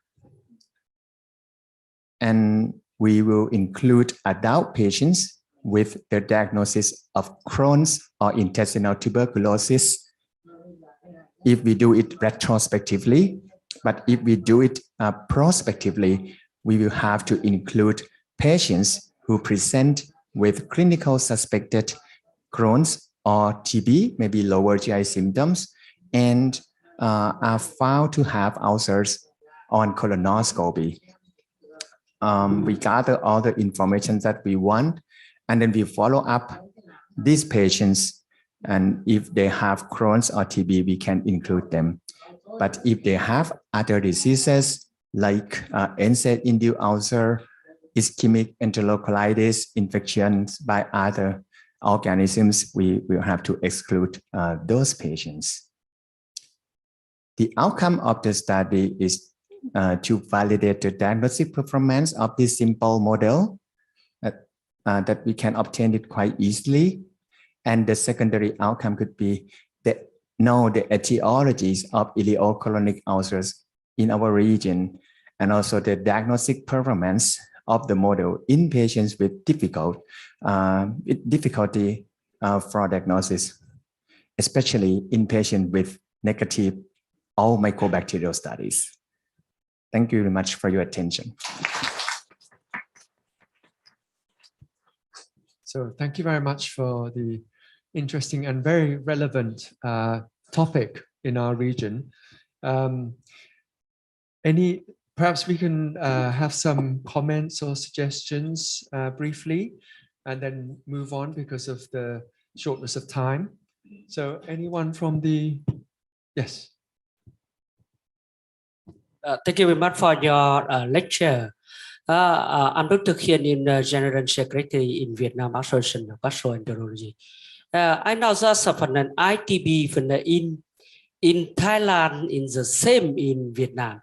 What about the one question? How many is the percent ITB in IBD in your country? Thank you. Excuse me, Professor. So you mean the number of the relative preference of intestinal tuberculosis and Crohn's, correct? So in the cohort that we have is about half and half. So that's the reason that I default the model probability to 0.5 for the relative preference. But it could be different in other countries. Yes. I think this is a very interesting study. I think one of the main limitations, as you mentioned, there is the experience of the radiologists. I wonder you can take this opportunity to have a kind of a central committee of radiologists in order to enhance the kind of diagnostic performance of the model itself. Yeah, thank you very much. I agree. I totally agree with Professor Justin. And not only for radiology findings, even endoscopy findings maybe we have inter-observer variability. So in this study, if we can do prospective cohort, we may be able to record the video and let other doctors in the studies interpret the finding, that we can know it. Exactly. So rather than doing a retrospective, we just put and say we want to do a prospective. Yes, but in retrospective, if we don't have video record, if we have only the pictures, it's difficult to interpret sometimes. Yeah. So if you have a predefined protocol with very clear guidelines on how you take a pictures and things like that, then I think you have a much better outcome. Yes, thank you very much. Thank you, Professor Justin. Very, very relevant comments. I think if that is all for comments for this topic, the decision and discussion will be taken in, I'm not sure whether the panelists afterwards or whether the scientific committee will be discussing this further. So thank you very much, Professor Jolada. So our next speaker will also talk about a specific issue with inflammatory bowel disease, the accuracy of diagnostic modalities in sarcopenia. Our speaker is Professor Rabinu Ranga Pribadi from the National General Hospital, Indonesia. He's a representative here from the Indonesian Society of Gastroenterology. So please, Professor Rabinu.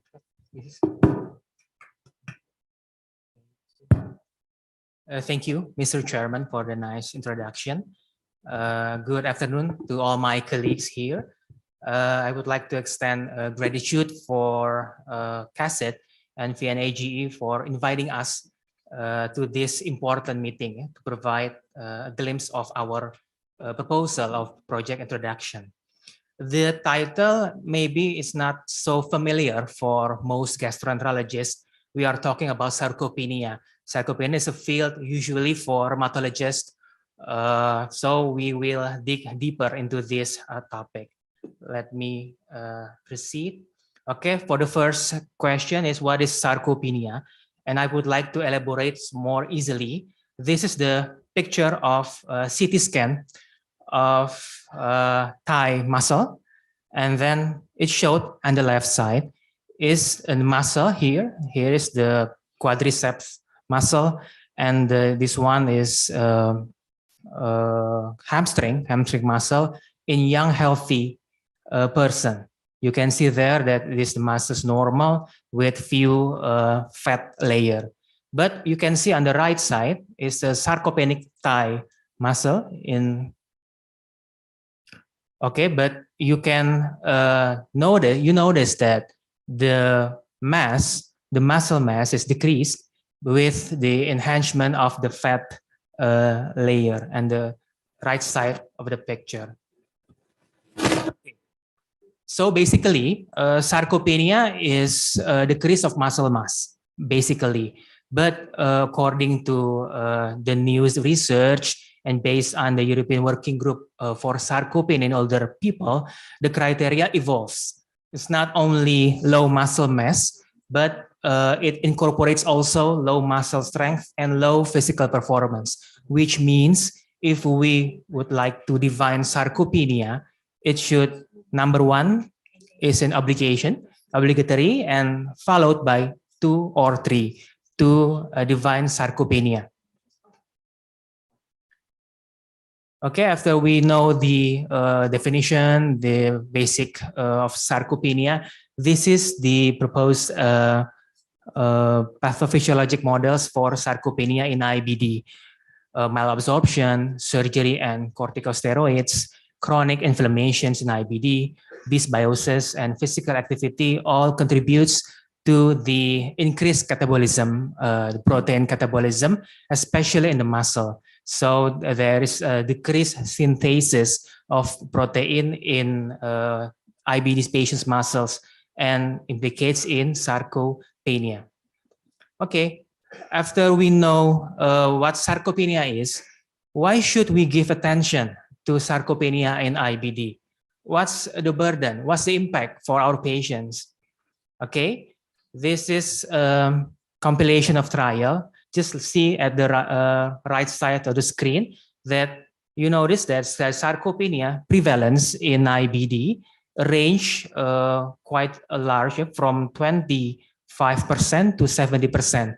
It depends on the examination, whether you are using the X-ray or you are using a CT scan. This is the burden. So I would like to open your mind that the burden is quite high based on the prevalence of sarcopenia. This is the impact of sarcopenia in IBD. There's a lot of it, but I will show you a brief that psoas muscle area measured, then it's related to post-operative complications in Crohn's disease, and then related to post-operative outcomes in acute severe UC, and novel predictor of need of rescue therapy in hospitalized patients for UC. Basically, sarcopenia is poor predictor for bad prognosis. And then also the predictor of surgical site infections in UC patients, and then high probability of high colectomy in UC patients, and also significantly elevates the risk of major post-operative complications. Systematic review done by Ryan et al. Showed that the prevalence of sarcopenia is 42%, quite high, and Peterson and Holt showed that the post-operative complications has increased risk in patients with sarcopenia. So we already know the burden is quite high, and then the prognostic implications is also burdensome in sarcopenia. So we should always evaluate sarcopenia in IBD. But how? How we measure sarcopenia in IBD? Because it's relatively new, may unfamiliar for most of us. According to the Asian and European working group, we have three variables. There are muscle mass, and then muscle strength, and also physical performance. From the research standpoint of view, we can conduct CT scan, for an example. The DXA, although in clinical practice, it's much more practical to perform, for an example, the DXA. And for muscle strength, we can perform hand grip strength or physical performance, the usual gait speed or get up and go test.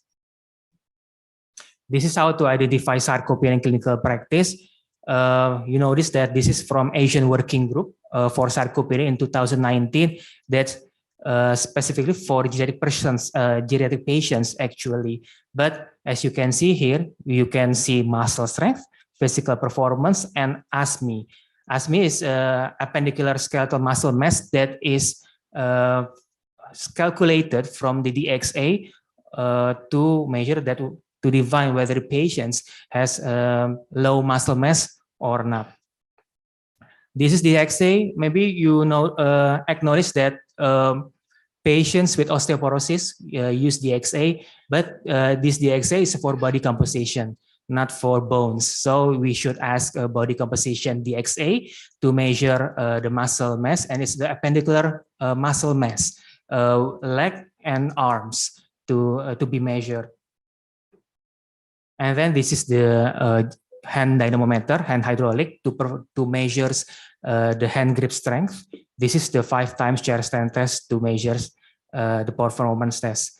These are the treatment potentials, exercise, diet, and medications. Okay, let us proceed to project proposal. So in Indonesia, we already conduct some quite small studies for sarcopenia. It's clear enough that sarcopenia has significant burden and impact on IBD patients. We recommend that it should be evaluated in all IBD patients, but how? How to measure it? Because it's quite burdensome to perform all three of it. And you see this, that actually, based on the guidelines, DXA and or CT scan is a gold standard.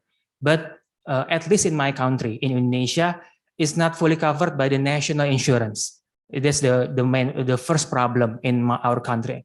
And then it's quite expensive. It's $55 to $100 US for the DXA. And for CT scan, it can reach $500 US. And it's quite expensive in my country. And it needs skilled technicians. So there are so many limitations actually in using the DXA or CT scan. So we are wondering, can we use a more simple, more cheap examinations to identify, or for at least screen sarcopenia for an IBD patients? So I take a look at the studies from geriatric patients that they have elaborated that the negative predictive value is quite high, with the sensitivity 85.7% in female, and male is not so high as the women. And then from Mitayani et al. Showed also the positive predictive value, and NPV is very high with the calf circumference, and the cutoff point of 34 centimeters in male is the negative predictive value is 80%. So it inspires us. Maybe we can use thigh and calf circumference to identify or screen sarcopenia, which much more cheaper and much more feasible for us in developing countries. So there are alternative simple and inexpensive examinations, thigh and calf circumference. But we know that the diagnostic accuracies in screening have not been explored. And we propose that the objective of the study to obtain prevalence of sarcopenia in IBD patients, to find cutoff point and diagnostic accuracy, which consists of sensitivity, of course, specificity, positive predictive value, NPV, likelihood ratio, positive and negative, and for both thigh and calf circumference. The methods, of course, cross-sectional diagnostic study that can be conducted at the multi-center hospital of Rapid Nations and the gastroenterology clinic. And maybe we can start from May, maybe for 2023, if it's possible. And these are the inclusion-exclusion criteria. And then these are the conceptual framework that for diagnostic study, we have the index test and of course the gold standards. The gold standards we propose using the criteria by AWGS 2019. And these are the index tests that should be tested to find its diagnostic accuracy. These are the operational definition. I will show you later how to measure it. And I would like to explain this, that these are the skeletal muscle index. So when we are using DXA from GE or other, we get the value of the muscle mass, the appendicular muscle mass. And we should adjust it with the height of the patients. So we get this one, the muscle mass divided by the square of body height. And we can categorize it into two groups with normal and the reduction of muscle mass, which is divided, of course, into men and women. And then the hand grip strength is also categorized into two groups, the reduced one and the normal one, based on the criteria, the AWGS criteria, with the cutoff point 28 and 18 kilograms in men and women. This is a 5 times chair stand test, which is categorized into two groups, normal and reduced physical performance. We have estimated the sample size, which was 164 subjects. And these are the research flow that subjects may be recruited from gastro clinic, check the for inclusion exclusion, enter study accordingly, and of course, record the demography, history taking, physical examination, etc. And thigh and calf circumference are measured. And after that, patients will undergo, or subjects will undergo several examinations, DXA, hand grip strength, 5 times chair stand test, and will be completed. This is how the measurement of calf circumference with the tortoise, and the more measurement of thigh circumference. These are our publications in 2022 with Professor Marcel and Professor Mudani Abdullah from Cipto Mangunkusumo Hospital. It showed that using CC is calf circumference, a cutoff of 31 centimeters, it showed that the sensitivity is 100%, and the negative predictive value is 100%. But in only 60 women patients, 60 IBD women patients. This is our preliminary study. And using TC's thigh circumference cutoff less than 50 centimeters, we also get the sensitivity of 100% with slightly with higher negative predictive value, 100%. So based on this preliminary study, it showed that maybe we can use thigh or calf circumference as a screening modality, whether this patient should undergo DXA or CT scan. These are the potential applications of, for example, I take a thigh circumference measurement in the clinic. For example, a female IBD is attending to our clinic. We measure the thigh circumference. If it's over than 50 centimeters, it's normal. No need for further sarcopenia examination. But if it's less than 50 centimeters, we should go for further examinations. But if it showed no sarcopenia, okay, stop there. But if it's sarcopenia, we should consult. Usually we get together with the physical medicine and rehabilitation, and of course nutrition to increase the muscle mass. This is the potential applications of the research result. So the interpretation, if less than 50 centimeters, is negative. And in the Cipto Mangunkusumo Hospital settings, it's 100%. So the chance of not having sarcopenia is 100%. No need for further investigation towards sarcopenia. This is also the post-test probability. And if we are using this model, the possibility of IBD female with sarcopenia decreases from our prevalence in our hospital is 11.6%, decreased to 0%. Okay, thank you. Maybe I would like to clarify first, this is not my wife. This is Dr. Firly from Indonesia, because my wife sits over there, so don't be mistaken. I mean, okay. This is from Halong Bay. Thank you very much for Vietnamese people for the hospitality. Thank you. Come on. Thank you very much. Come on. Thank you very much, Professor Abi, for an overlooked, I think, topic in IBD. May I open the floor to questions or comments? If there are no current comments, can I ask? Obviously, we're probably more used to sarcopenia in cirrhotic patients. Cirrhotic patients, of course. And it's well known that it causes quality of life issues and mortality. Yes. And some of that may be reversed with a better dietary regimen. Yeah. But obviously not all. Yeah. For IBD, is it mainly the disease that is not controlled, or are there other issues that you can actually intervene to improve things, to show the point of diagnosing it better? Yes. Okay. The potential interventions is to get cooperation with the medicine rehabilitation, because we need physical exercise. So physical exercise for IBD patients is as important as the diet, and also the optimizations of the medications, of course. Now, and it implies that we should get to work together. We have to collaborate with other specialties to increase the quality of life of our IBD patients. That's our point. Yeah. Thank you. Yes. Satimai.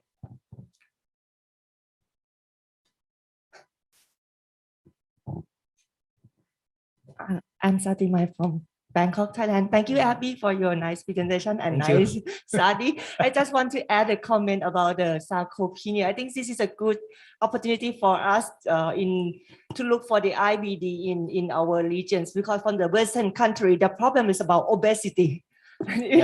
In our country, it's about we are very small. When we got the IBD, we are too small, too thin. So it's very good. But I want to add this is the first step that we look for the prevalence. I think the next step that we have our cohort group, we need to look for is that the bad or the unfavorable outcome, even for the treatment response or even in the surgery a bit. That would be great. Yeah. Thank you. Thank you. And I would like to add also, there is also sarcopenic obesity. Obesity patients, but sarcopenic is also had bad prognosis. We can do research about that also in IBD patients. Recently, we have seen many IBD patients with obesity also. Thank you. Thank you, Satimai, for the suggestions. Thank you very much. Any further questions? If there are no further questions, I think maybe we will close here. The scientific committee will no doubt discuss your interesting proposal later, along with Dr. Julajak's TB proposal. So the panel discussion, I think we are not having, as we've had discussions along the way. And we will have a short break back at 5 o'clock. So just to end here, I would just like to thank everyone here, all the speakers, and for very interesting and enlightening talks. So thank you very much.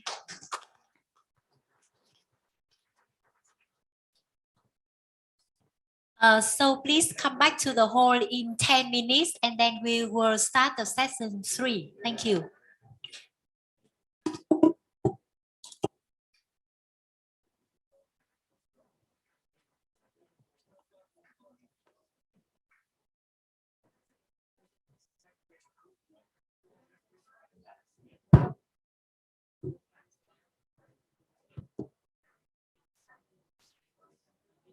Mời các quý vị, chúng ta đã uống coffee break nhé, xong 10 phút sau quay trở lại nhé.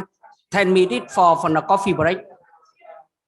Sau đó thì đề nghị là các bạn ở Việt Nam ấy là chúng ta phải ở lại đến cuối, và đến cuối ngày hôm nay là có ăn tiệc ở dưới tầng B1 và có cái chụp ảnh trước khi ăn buổi tối này nhé. Mời các thầy ngay cái chị thông báo thế ạ.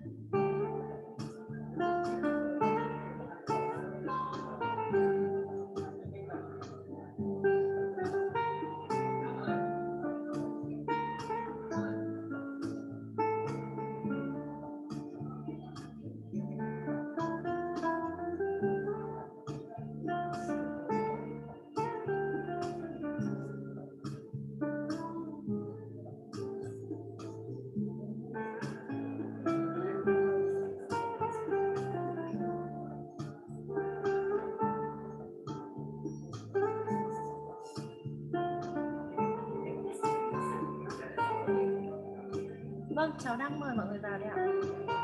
Dạ, dạ. Vâng, vâng, vâng.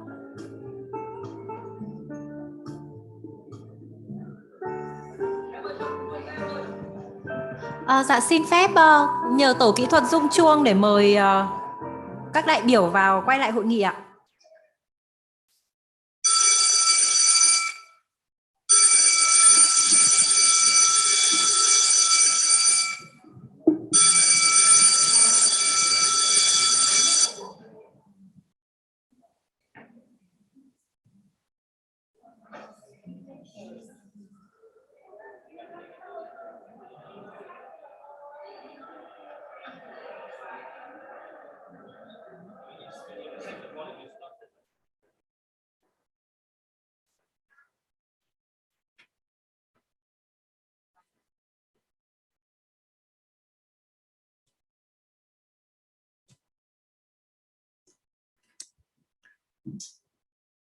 Thank you for coming back for the last session.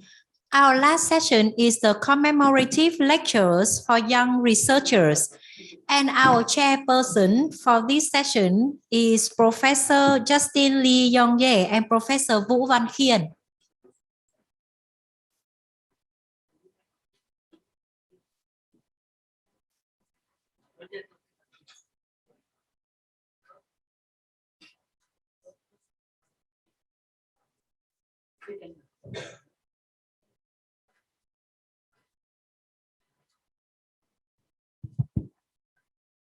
So very good evening, and hopefully everyone has come into the room.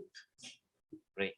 So my name is Justin, and I have my distinguished moderator with me, Professor Vũ Khiên. All right. Now let us have the first one going, right? The first speaker, I hope he is here. Professor, is it Dr. Vũ? Right. Professor Huang. Is he here? Yes, great. Right, great. Thank you. So I'm sure we will hear some very exciting lecture from Professor Huang. Yeah. So I'm sure let us get the floor started. Thank you so much. Yeah. Good afternoon, everyone.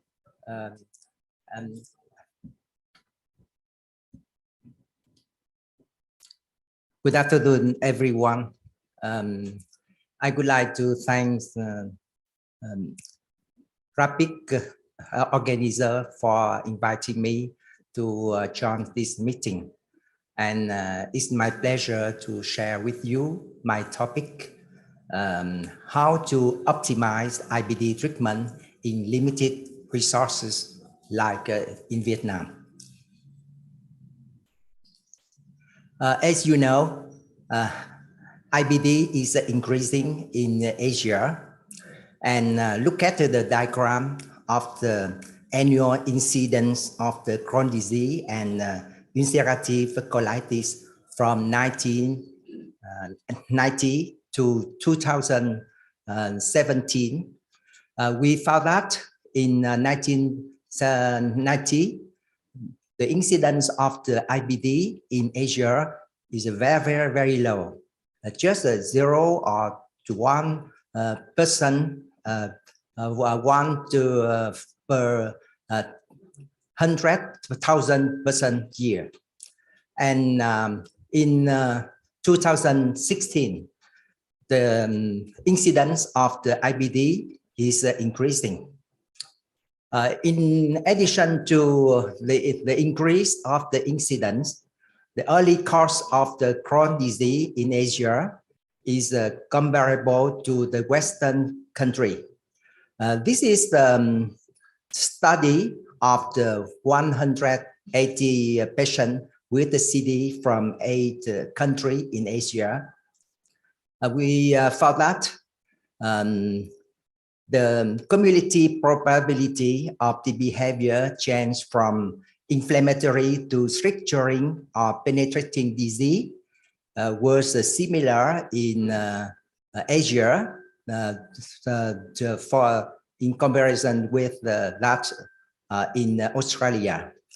And after the follow-up of the 18 months, we found that the probability of the complication in Asia is reached to 20%. It's very so high.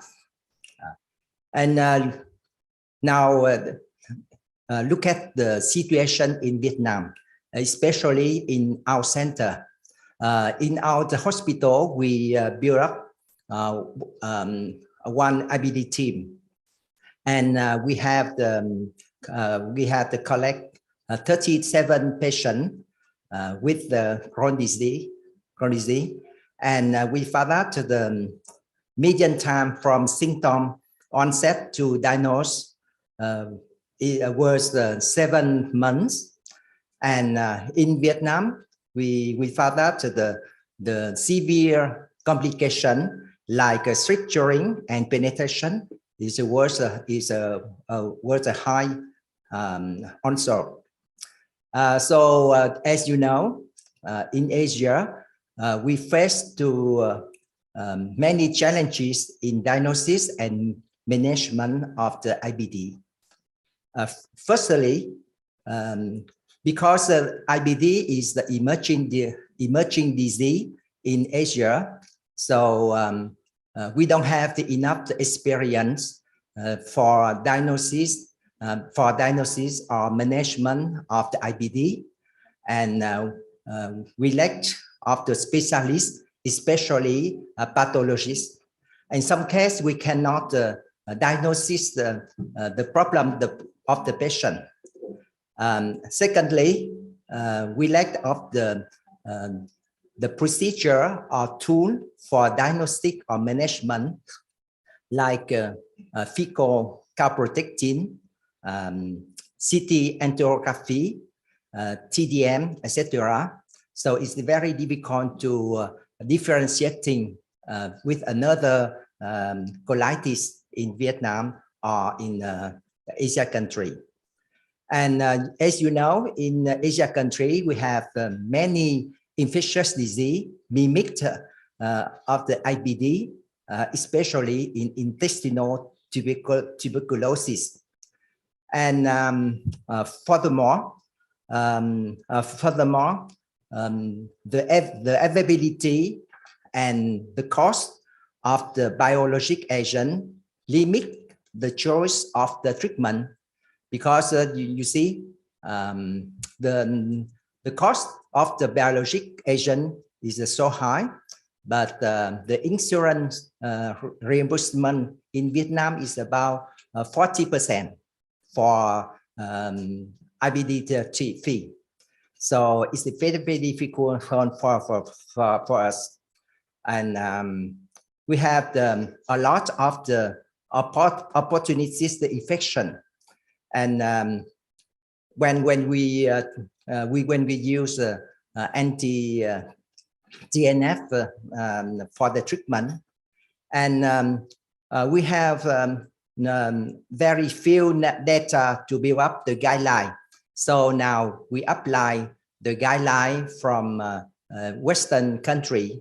So I think in the near future, we have the more data, more research on the IBD for having a lot of the data from Vietnam or another country to build up the guideline for Asia country or especially in Vietnam.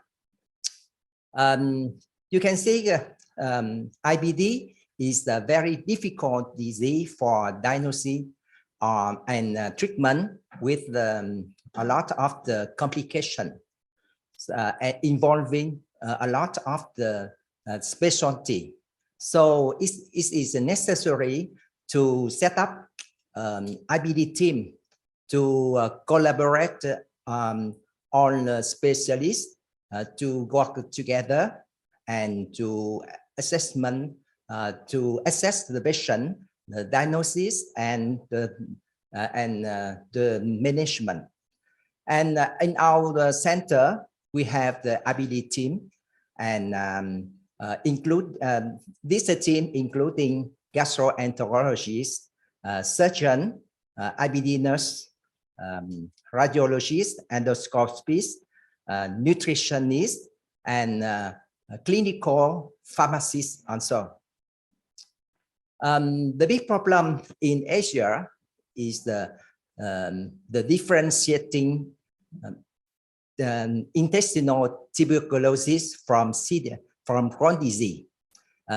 It's very interesting today to hear from the study in Thailand from the model to evaluate and to differentiate the CD from intestinal tuberculosis.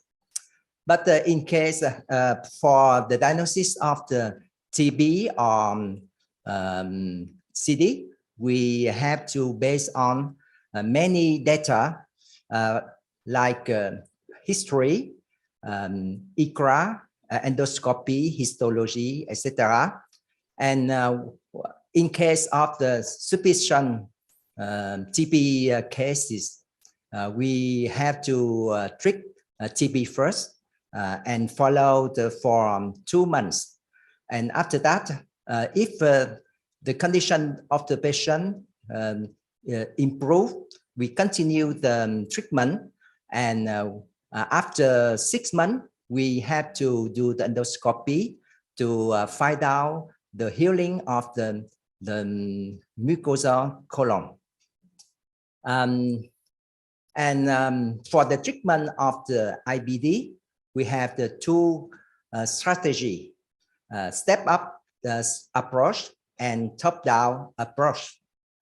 As you know, the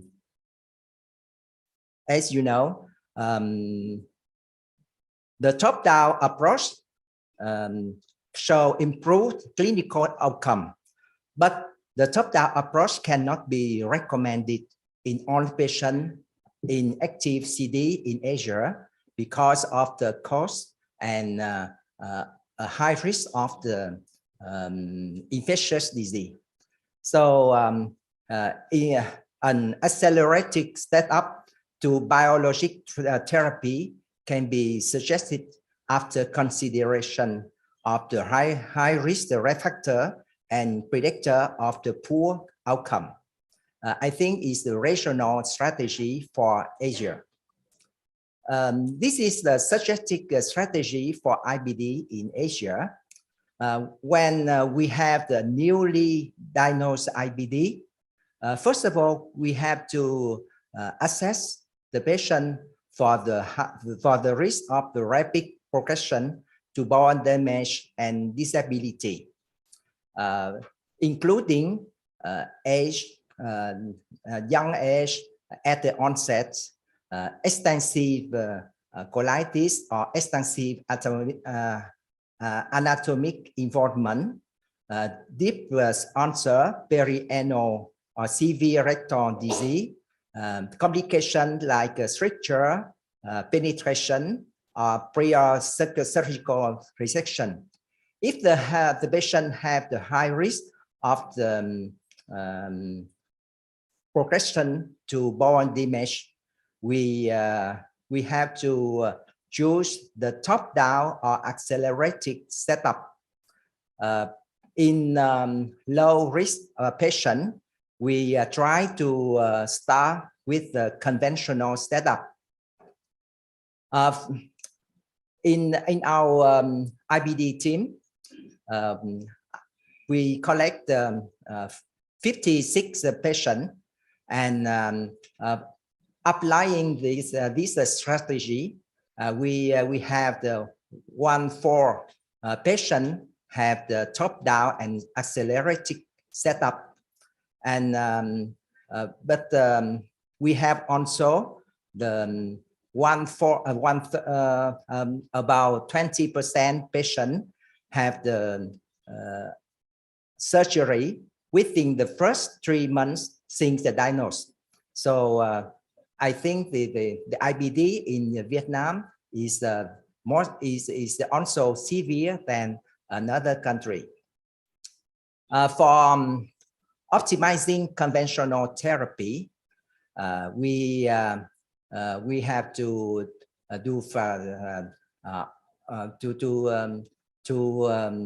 for example, for mesalamine, we can use a high dose. That means more than 3 grams per day is better than a standard dose.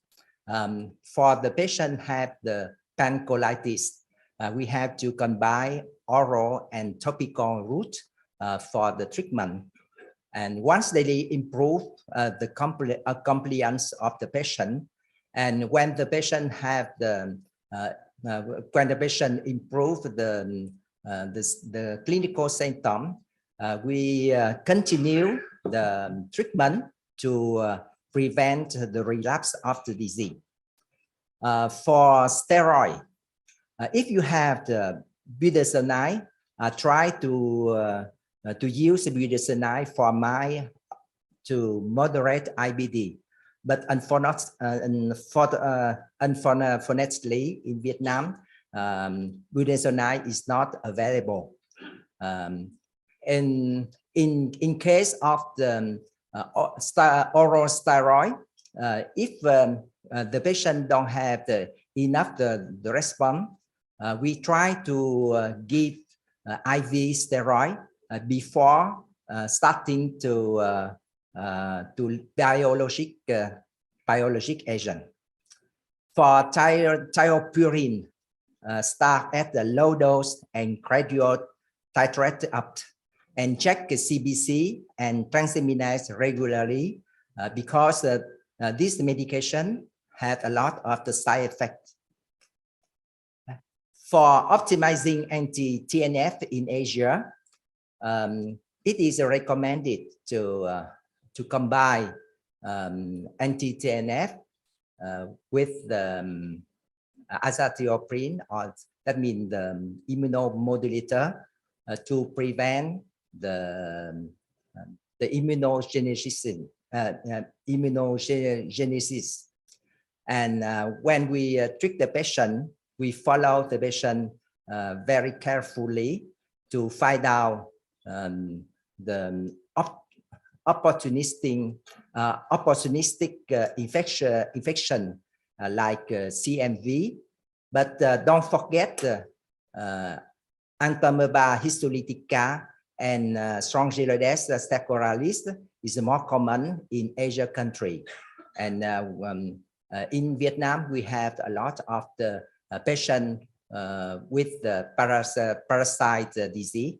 So it's a very common, and we have the careful for this situation. After that, we check HPV, HIV, HCV, and latent TB. If we found that the patient have the latent tuberculosis, we have to give the prophylaxis for the TB. And vaccination can reduce infection, and for the country with the limited resources like Vietnam, I think in the future we have to use the biosimilar. Is maybe another option for our country. And when the patient have when the patient get a deep remission, we consider the escalation. And for the treatment goal, for the patient with the active disease, first of all, we have to assess the high risk of the patient to select the rational strategy for the treatment. And the immediate goal is to improve the clinical symptom. And secondly, for the intermediate goal, we have to normalize the inflammation marker and decrease the fecal calprotectin for the long term goal. Endoscopic healing is the long-term target we have to achieve. And when we treat the patient, we perform the tight control to assess the patient. If the patient don't have the response enough, we can adjust the strategy to find out another problem of the patient. One question the patient asked about the escalation, because when we use when we treat the patient, the patient is very unhappy because the cost is very high, and this the IBD is a progressive disease, and have the relapse on time. So the decision to withdraw a drug should be made to each individual based on patient preference, disease activity marker, risk of relapse, safety, and cost. But when we stop, when we escalation, we have to face the relapse of the disease. For the azathioprine monotherapy, the relapse rate is about 14% after 1 year, and after 5 years, the rate was about 63%. When we stop azathioprine in combo therapy, when we use adalimumab, we may stop the azathioprine after the study Diamond 2.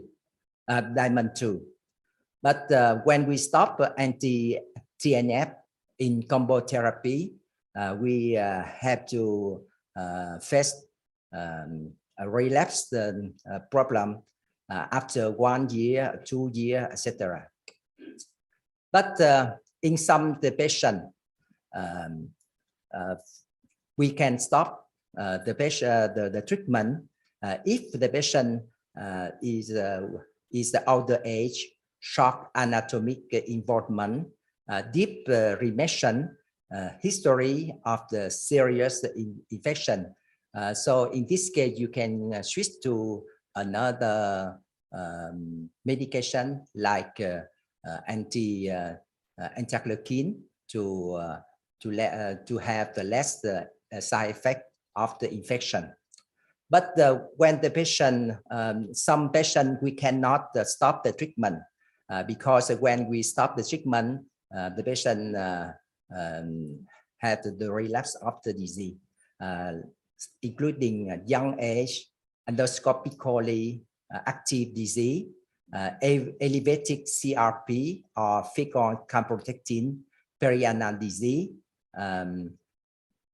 complication with structuring and penetrating behavior, extensive anatomic involvement, prior surgical resection, and relapse when stopping anti-TNF. So in conclusion, as you know, IBD is increasing in Asia, and early course is comparable to the Western country. Intestinal tuberculosis is very difficult to differentiate from Crohn's disease, and we have to set up the multidisciplinary team to optimize IBD management and diagnosis. Accelerated setup may be an appropriate strategy. Optimizing conventional therapy can reduce the cost. High suspicion of the infection when the patient having the anti-TNF, apply target to strict to target can improve the outcome. The escalation can be considered in some patient case by case. Thank you for your attention.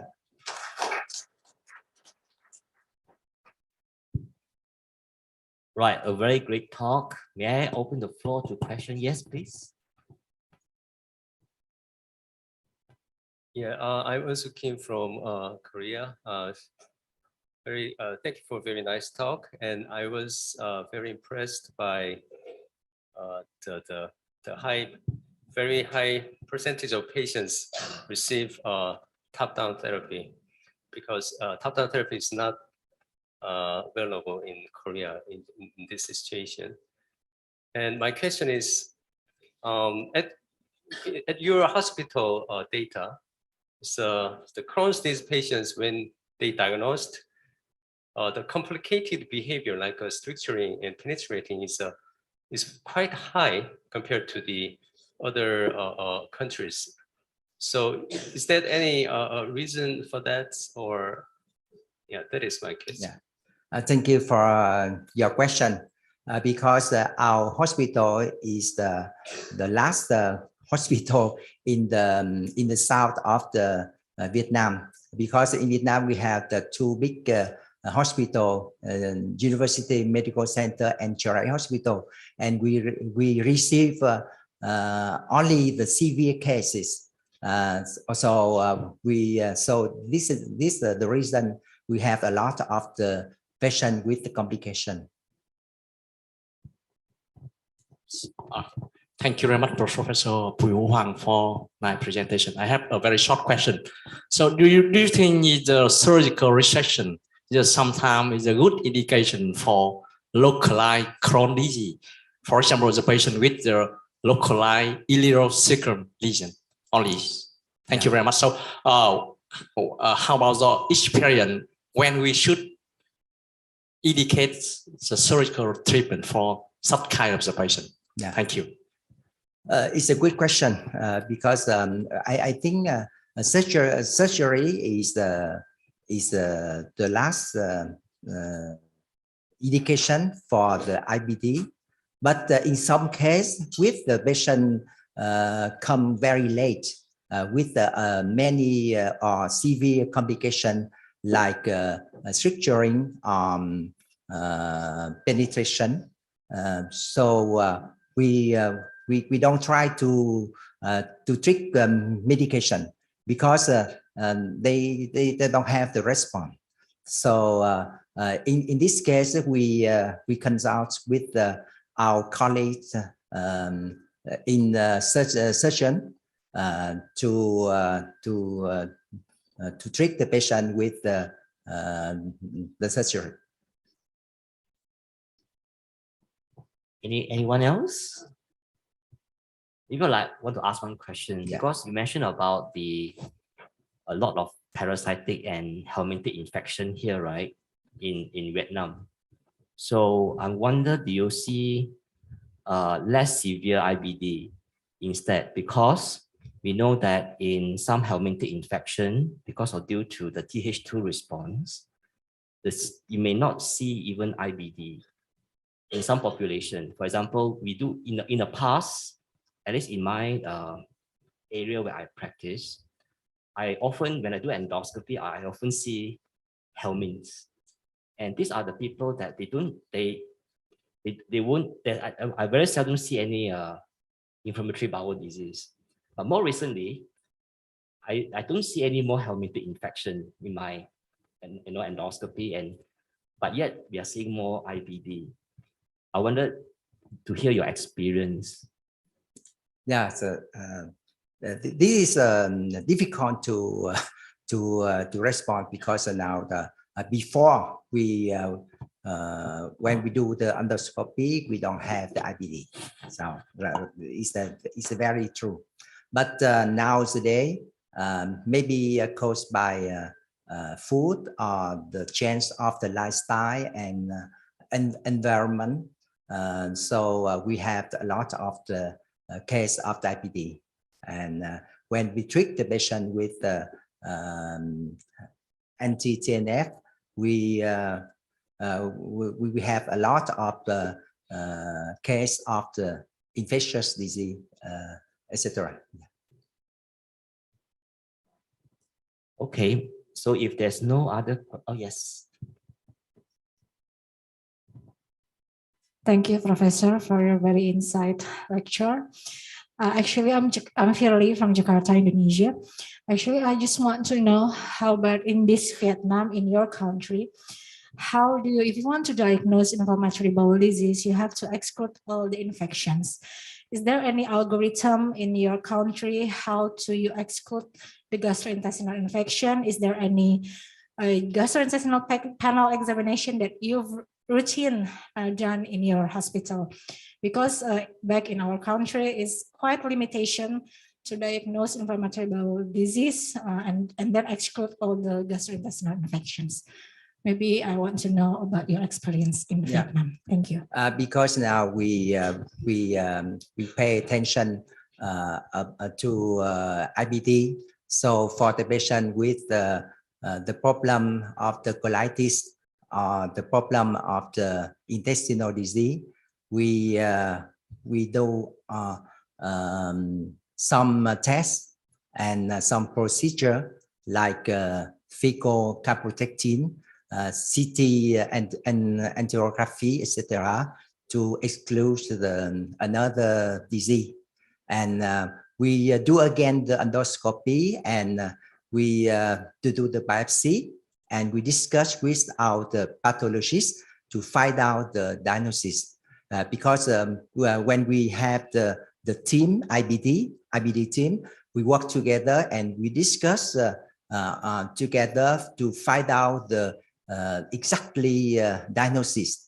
And when we treat the patient and we follow up the patient, if the condition, the clinical condition cannot improve, we reject the diagnosis, and we do biopsy again, etc., to find out the exactly diagnosis. Yeah. Okay, thank you so much. We need to move on in the interest of time. Next would be Professor Tan I. I think she will be online. Certainly, she is someone that we know very well from Myanmar. Okay. Thank you very much. Thank you very much.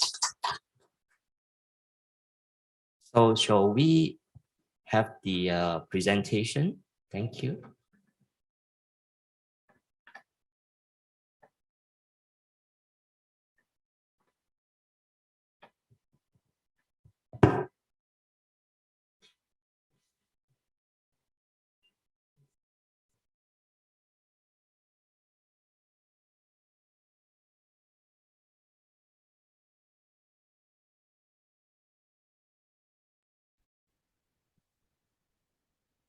Hi, everybody.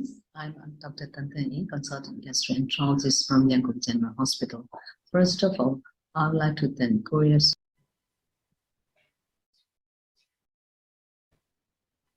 Hi, everybody. I'm Dr. Tantani, consultant gastroenterologist from Yangon General Hospital.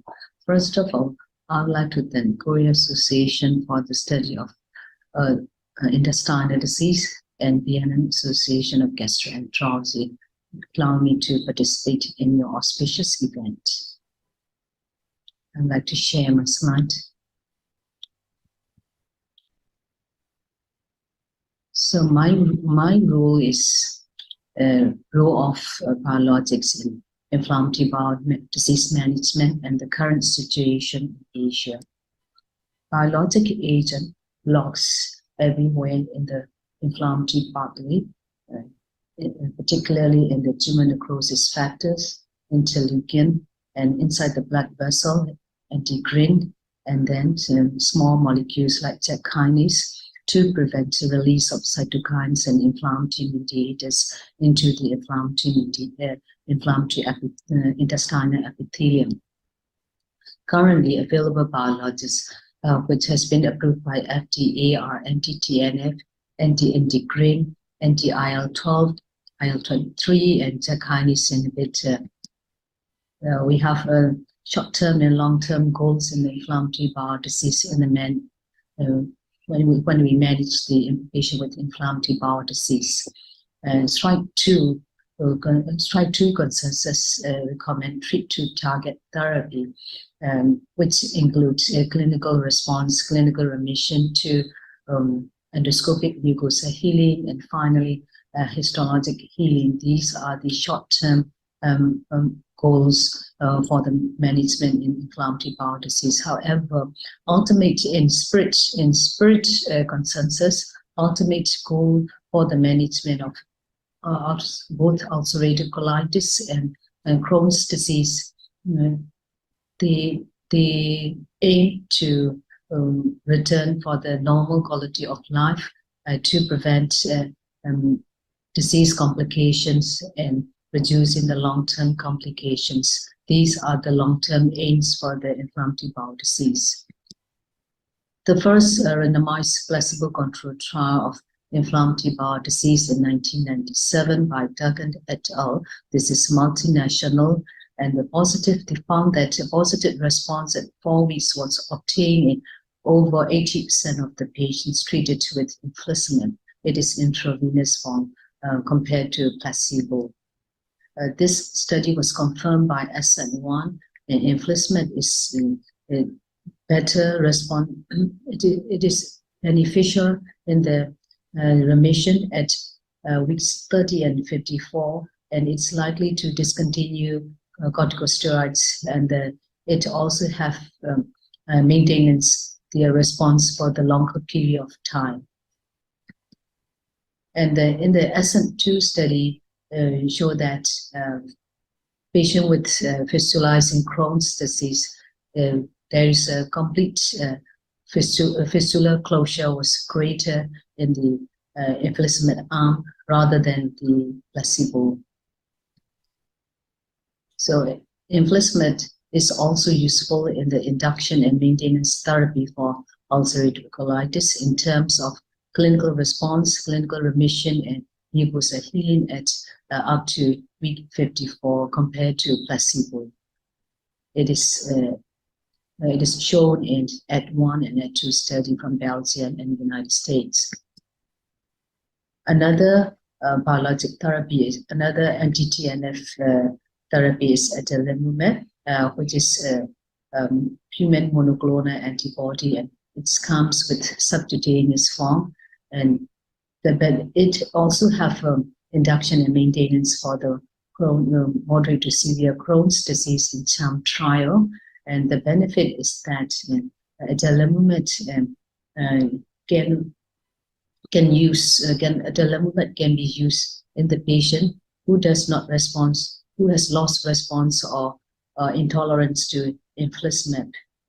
Adalimumab has a tolerated and beneficial effect of those patient group as well.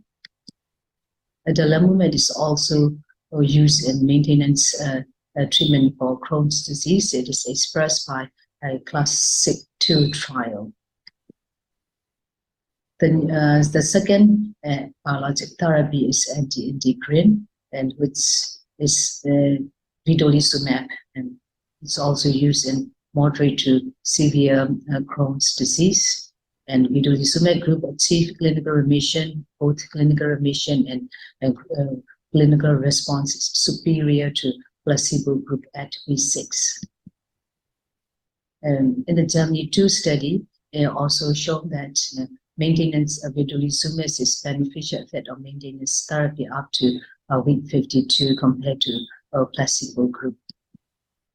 But the benefit of vedolizumab is that it has less likely to develop reactivation of the infection, particularly tuberculosis and the other opportunistic infection compared to tumor necrosis factor antagonists. Ustekinumab is a new drug which inhibit interleukin 12 and interleukin 23, and it is beneficial effect on induction and maintenance therapy of the Crohn's disease, and it is useful in the biologic naive patient as well as who has exposed to infliximab therapy and who feel response to infliximab therapy as well. Germany 1 study is vedolizumab has a beneficial effect on ulcerative colitis in both induction and maintenance therapy, as both induction and maintenance therapy.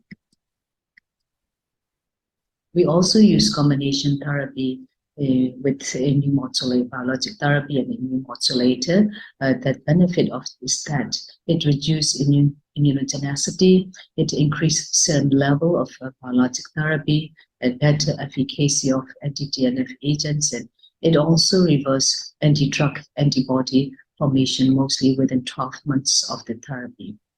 So that SONIC trial demonstrated that in patients with moderate to severe Crohn's disease who naive to biologic agent and combination therapy with infliximab and azathioprines have a significant increase in the corticosteroid-free clinical remission and mucosal healing of the colon or ileum at week 26 compared to infliximab monotherapy or azathioprine monotherapy.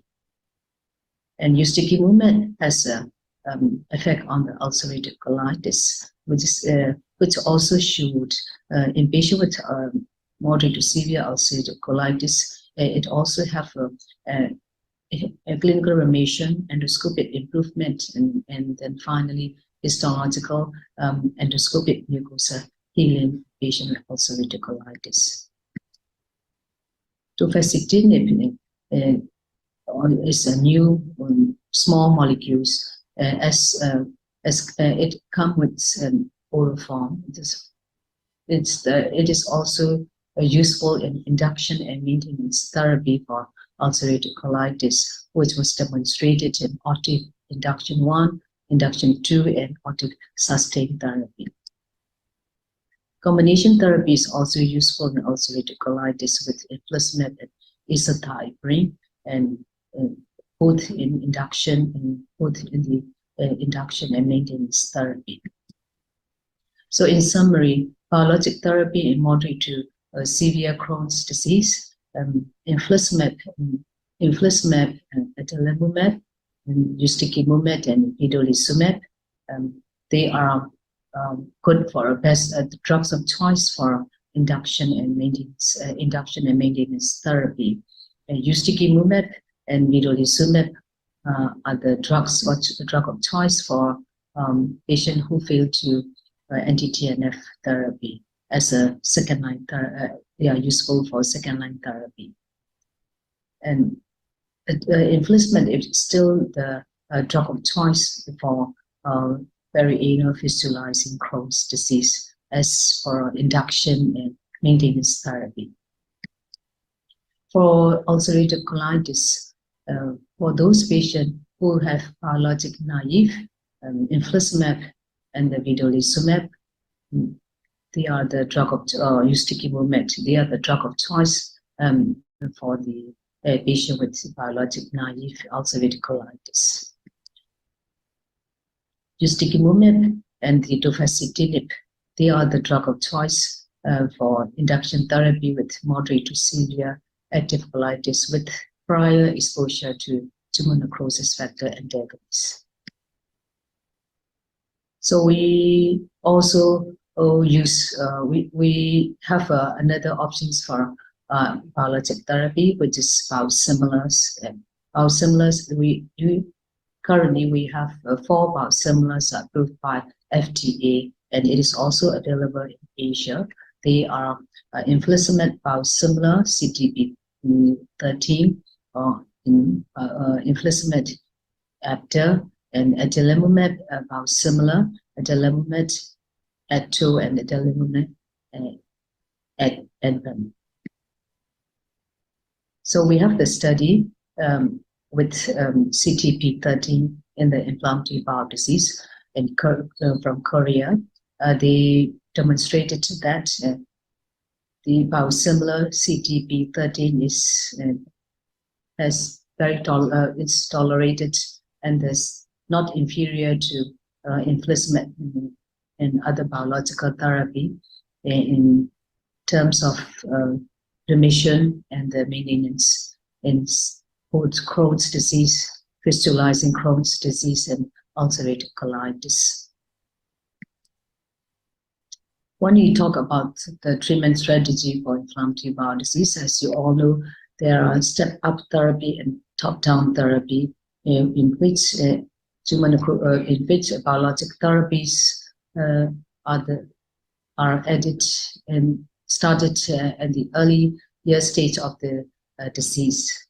But for Asia setting, because there are many limitations for biologic therapy as a top-down strategy, because of the high costs, minimal reimbursement, and because most of the Asian populations are not not insured, and risk of infection and the drug availability in some resource-limited countries in Asia have only anti-TNF agents, and there is no anti-integrin inhibitor or ustekinumab in most Asian countries. For us in Myanmar, we don't have any anti-TNF or anti-integrin currently. So another thing is appropriate drug concentrations and antibody testing are either not available or not feasible in Asia countries. Biologic use in Asia, this is a very large data collection from 38 centers in 15 countries, South Asia, Southeast Asia, and the Middle East. Total patient over 100,000 patients. We found that biologic use in the Southeast Asia and South Asia has only 4% of the ulcerative colitis and 13% of Crohn's disease can use biologic therapy. Only in the countries with high GNI per capita.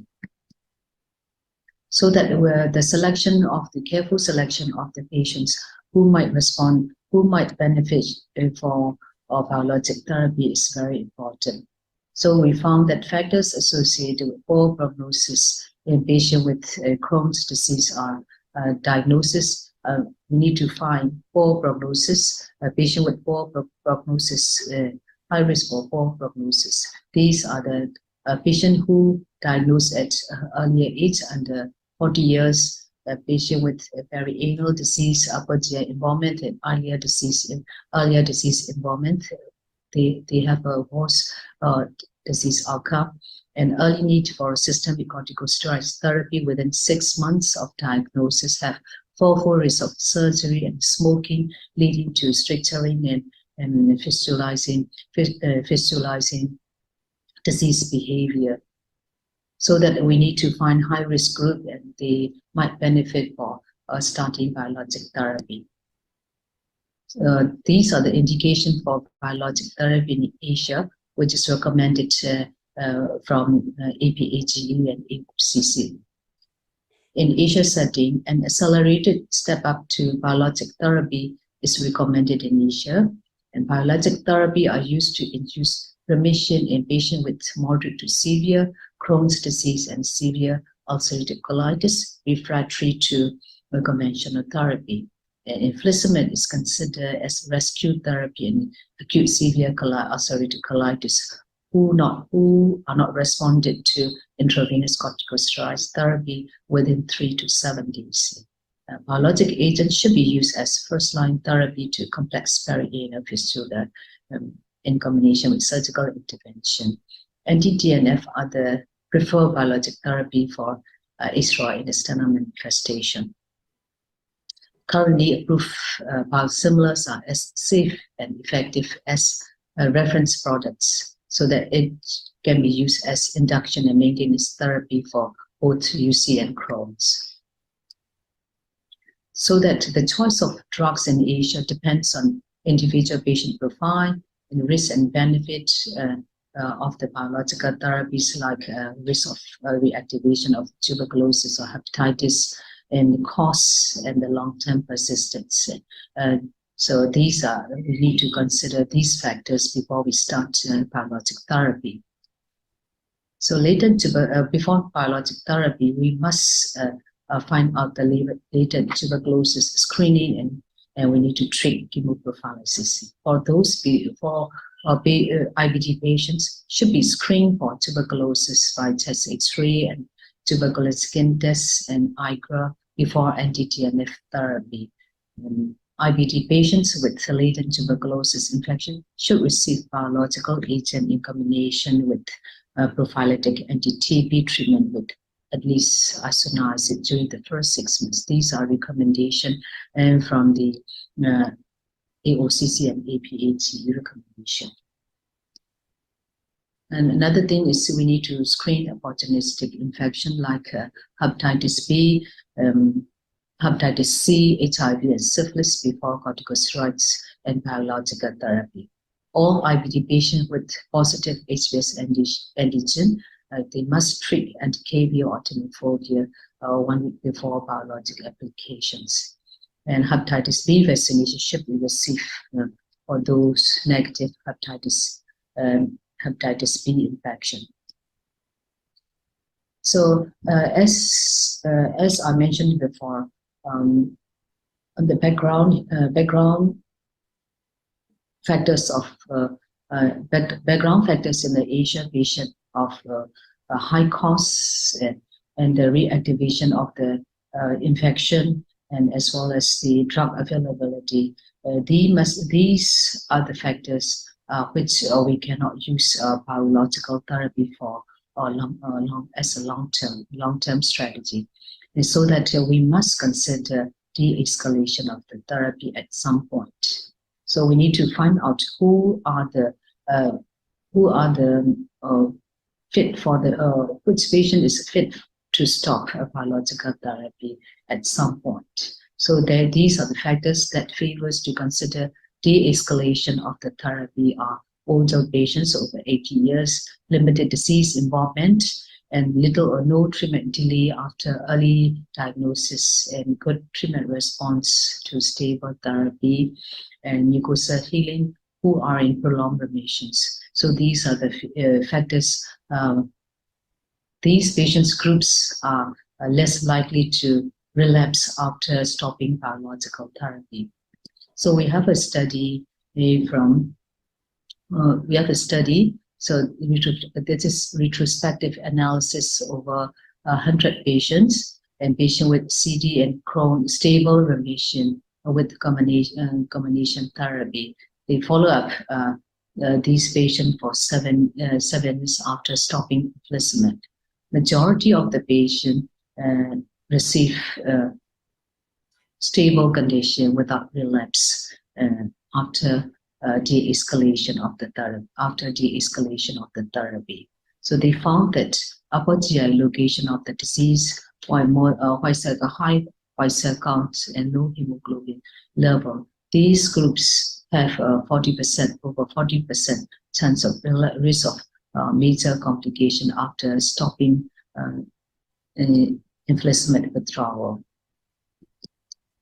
This is a systematic review and meta-analysis. They make the model, biochemical model to predict the individual risk of relapse after stopping biologic therapies. These include age over 80 years, age of diagnosis, older age of diagnosis, no immunosuppressant, older age of diagnosis, and the infliximab therapy, and disease duration is less than 15 years, and CRP level less than 5 at the time of infliximab, at the time of biologic withdrawals. These are the factors who has less chance to relapse after stopping biological therapy. So in conclusion, biologic agents have resulted in a paradigm shift in the management of inflammatory bowel disease, and the drugs that can maintain mucosal healing and can be used long-term with minimal safety are the ideal treatment for patients with IBD. And in Asia, anti-TNF agents are the key part of the healthcare costs associated with IBD, so that the top-down approach cannot be recommended in all patients with active CD with various reasons. An accelerated step-up biologic therapy is recommended in Asia setting. So prior to biologic therapy, rigorous testing to exclude latent tuberculosis infection, hepatitis B, and other opportunistic infection, which must be required and treat appropriately. Biosimilar are the alternatives to the originators for Asian patients in the future. So thank you very much for your kind attention. Thank you, Dr. Tan Tan. And she's online. Would anyone like to ask any question? Right, maybe Dr. Tan Tan, maybe can I ask a question on your experience with biosimilars? Yes. Can you hear me? Yes, can you hear me? Yes, very well. Okay. Yes. Actually, this topic is not familiar to me because I have little experience on biological therapies. We don't have infliximab, infliximab or other biological, but we had one biological. This is adalimumab. This produced by Zydus company. It's come with Essential. So I have experience on Crohn's patient, but the problem is the adalimumab have to use long term. And this is it is cost issue. The first thing is. Second thing is it has it's developed a lot of complications like infection. So our patients, despite of screening opportunistic infection as well as IGRA and chest X-ray, everything, but patient develop tuberculosis and the CMV infection, herpes, and every opportunistic infection she received during the adalimumab therapy, so that we still have reluctant to use biosimilar in our country because we have only one adalimumab biosimilar available to us. Right. And so, any other questions from the floor? Yeah. Okay. Yes, Dr. Tan, thank you so much for your wonderful talk. In fact, we all enjoyed it. Thank you very much. Thank you. Now, the next speaker, I invite Professor Khai from Malaysia Society of Gastroenterology and Hepatology to present a lecture, Colorectal Cancer Screening Update and Different from ASEAN Pacific. Now invite Professor Khai presentation. Thank you. Good evening, everyone. My name is Khairul Najmi Muhammad Nawawi. I'm from University Kebangsaan Malaysia. Thank you to organizing committee for inviting me to give this lecture in our rapid meeting today. So my lecture entitled Colorectal Cancer Screening, Updates and Differences from an Asian Perspective. And this is my outline for today. So a bit on CRC epidemiology. As you can see on the graph, the incidence of colorectal cancer is correlated well with the countries who have a high human development index, and this index is a composite of economic status, income, and education. So most countries that have high incidence of colorectal cancer include most of European countries, followed by some Oceania, and then Latin America, followed by Asia and also Africa. And this is a global prevalence or incidence of CRC in 2018. Again, most prevalent in America and also in European countries. And then the top bar chart is top 10 countries of highest incidence of colorectal cancer. We can see among them include 2 Asian countries, Republic of Korea and also Japan. CRC in Asia, Asia contribute to nearly more than half of the total incidence of global CRC in terms of the deaths, cancer death.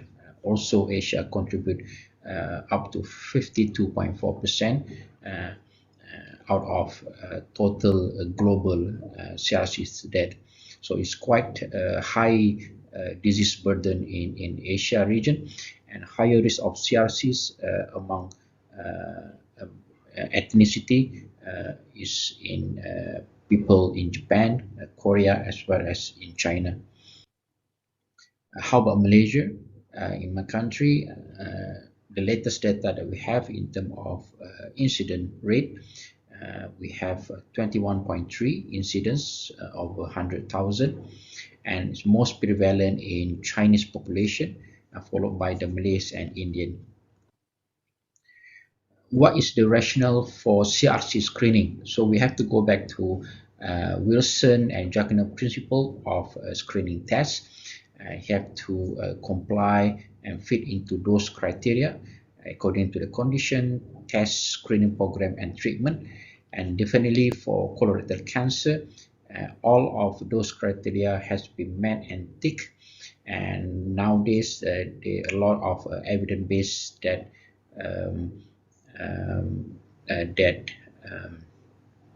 there's a lot of evidence base to justify the use of screening tests in colorectal cancer. So let's go through a few guidelines for screening. At the moment, a few strategies. One of them is systematic population-based screening program, which is a nationwide program, mostly in US, European country. In Asia, there's a few countries who have established programs such as Japan, South Korea, Taiwan, and Singapore. Other countries do not have organized screening program, and most of them have a widespread opportunistic screening program as well as outreach program. And most of these guidelines recommend screening starting at the age of 50 years, because after this, the risk of cancer increased by 0.5 to 1.5% every 5 years. The test varies according to the countries, but most of the screening program use non-invasive tests, either FIT or guaiac FOBT. However, most opportunity program will rely on the endoscopy. So this is the most recent guideline by US Preventive Service Task Force in 2021.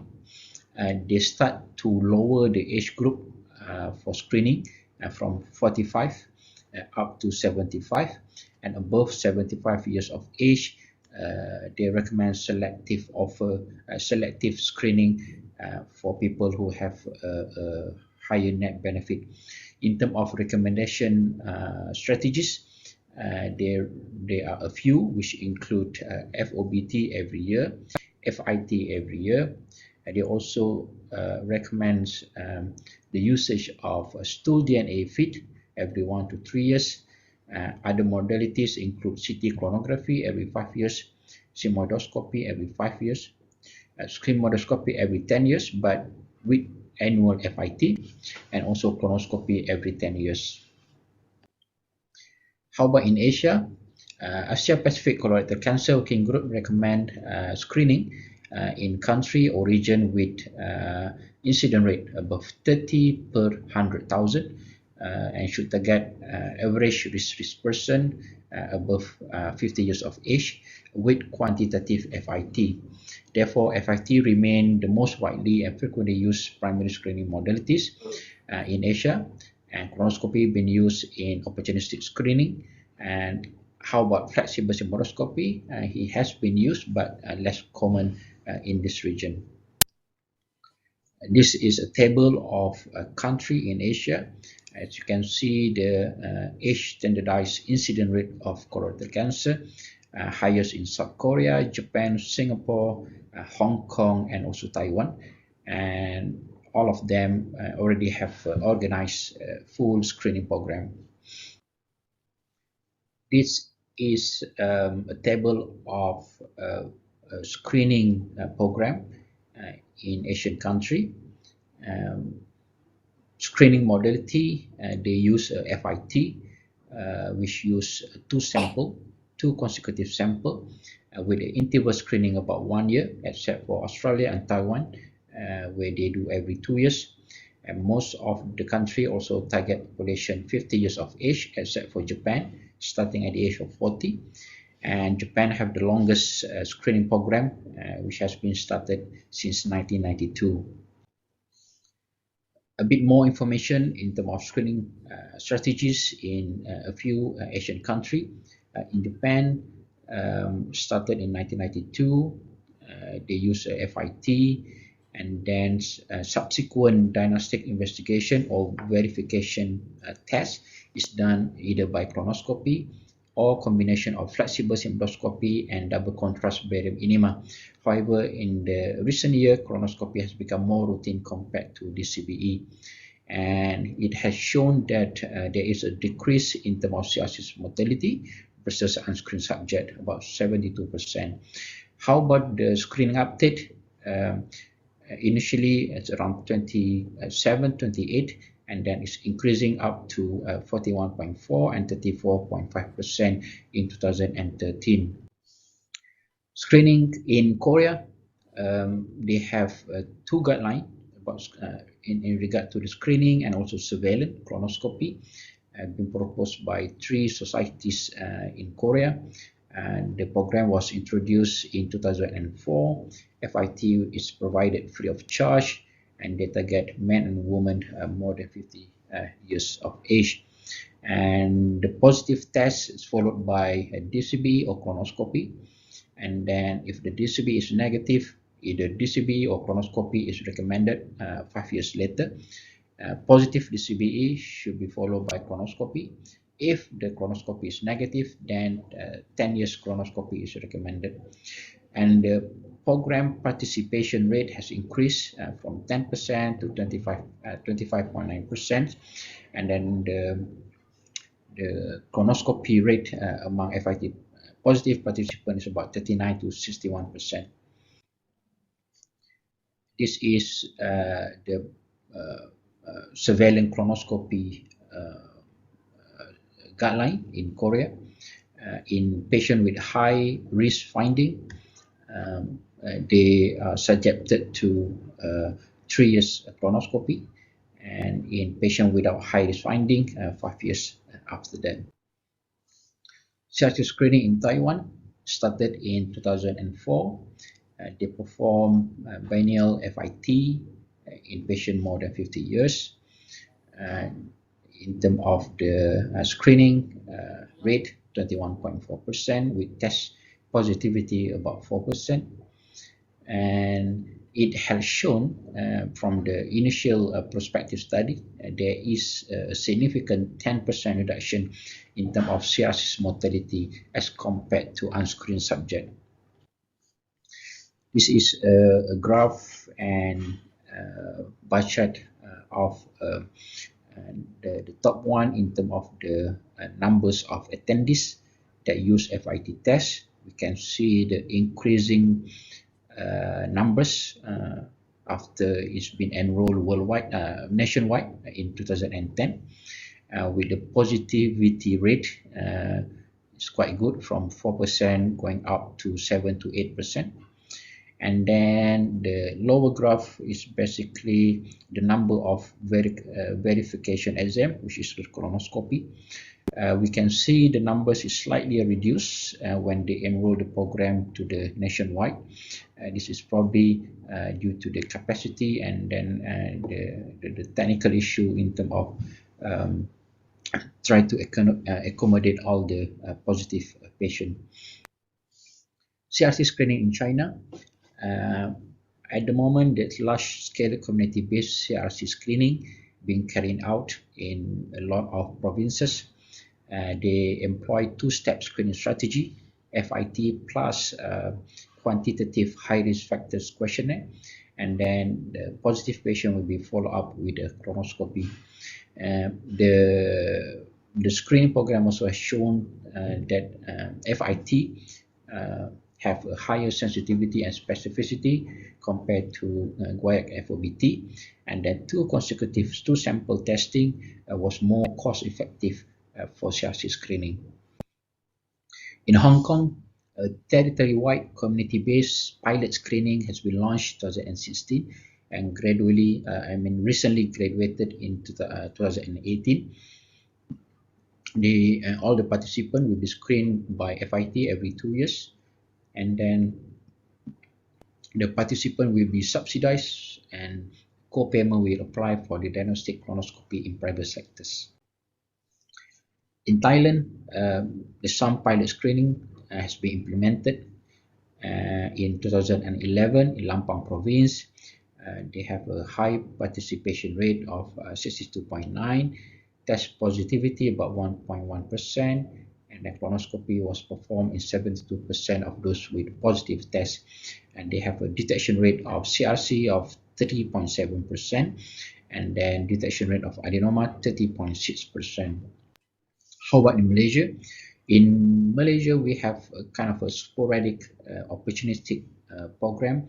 Some region have a pilot study, although we don't have a uniform organized screening program. So one study has been done in Johor, southern Malaysia. Over 3 years, 584 patients were included.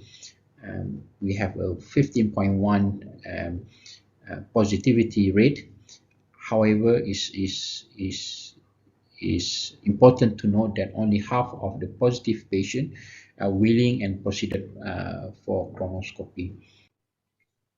And in terms of the annual follow-up for FOBT, again, the number is quite low. Only 1.1 to 2.2% of the patients return the next year for repeat testing. In terms of the results, out of patients going for colonoscopy, about 30% have adenomatous polyp, and about 9% have colorectal cancer. What is the long-term impact of CRC screening? This is based on a few study, cohort study and randomized control trial. All of the screening tests has shown a good impact in terms of reducing the CRC incident and also CRC mortality.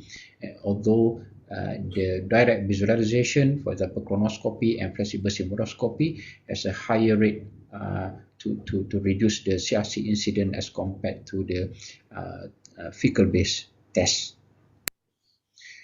We can see in terms of data from the US, over the time after starting the screening program, the incident rate and the mortality rate start to decrease over years. This is another data from the modeling statistic. It shows that quite a lot of cases per 1,000 in terms of the occurrence of CRC, and that can be avoided by implementing the screening test, regardless stool-based or invasive test. This is another data in terms of incidence and mortality of colorectal cancer in country that implemented screening. This is the group with slowly increasing incidence. However, we can note the mortality of colorectal cancer has started to decrease. So the increase in the incidence might be due to the increased detection from the screening program. And in the second group, again in country who has implemented the screening program, we can see the incidence and also the mortality has started to decrease and coming down over years. Another table of projected long-term effectiveness of CRC screening among various strategies, and all of them has shown to reduce the colorectal cancer incidence and also mortality against unscreened population. I will touch a bit on CRC screening modalities. First, invasive test, basically the scope. Colonoscopy, gold standard, safe. However, it requires sedation, bowel preparation, and a bit costly. And it definitely can reduce the CRC mortality and also the incidence. However, one study has shown that the benefit is limited to the distal colorectal cancer, but not in the proximal cancer in terms of the reduction in CRC mortality. Flexible symbolonoscopy also has been shown to reduce the CRC mortality. However, because of the nature of the scope, is limited to the distal colon. Fecal tests, we have 3 available tests. Guaiac FOBT, inexpensive, simple, widely available. Again, has been shown to reduce the CRC mortality. However, because it relies on simple oxidation, so any dietary peroxidases such as heme from myoglobin in the red meat or in the plant or antioxidant, they have a potential to confound the result. Therefore, it have a quite low positive predictive value of 3 to 10%. How about FIT? It measures colonic blood, since upper GI globin is being degraded and is utilize antibody to hemoglobin.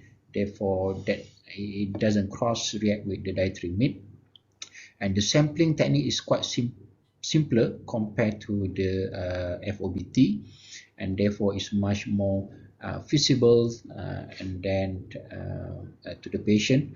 And it also have a slightly higher sensitivity as compared to FOBT in terms of detecting advanced adenoma and colorectal cancer. How about stool DNA test? It's been approved by FDA in 2014. It's not available outside the US. It's quite sensitive in terms of detecting colorectal cancer and also advanced adenoma. Other modality include CT clonography. It carries a bit of advantage in terms of detecting extra clonic evaluation in terms of sensitivity, specificity, as compared to colonoscopy. The sensitivity is about 66.8% with a specificity of 80%. However, it did have disadvantages such as need again for the bowel prep a bit discomfort due to the air insufflation, risk of contrast allergy, radiation exposure, and the need for colonoscopy if the test become positive. And there's another non-invasive method using the methylated septin-9, which can be found in the tumor DNA from the GI tracts, and it's been approved to be used in 2016. Again, not available outside US. However, it might be used in patients who refuse invasive tests as a primary screening for CRC.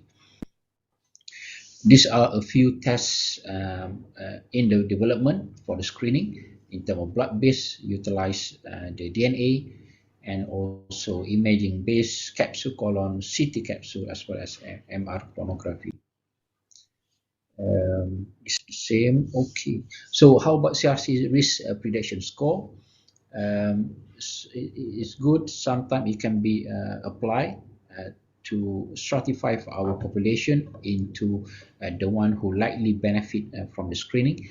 Therefore, it has a potential to increase acceptance to screening and also give the opportunity to give information more to the patient to encourage lifestyle modification. There are a few. The most well-known are number one, CRC Pro.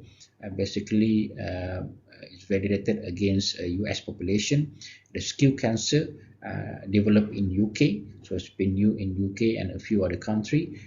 For the Asian Pacific region, we have our validated scoring system, Asia Pacific Colorectal Screening Score. And now they have been modified, which include the BMI as well. And it has shown that by using this score, the relative risk of finding advanced neoplasm in the moderate and high risk asymptomatic patient were higher, about 2.6-fold and 4.3-fold respectively. How about the age to initiate screening?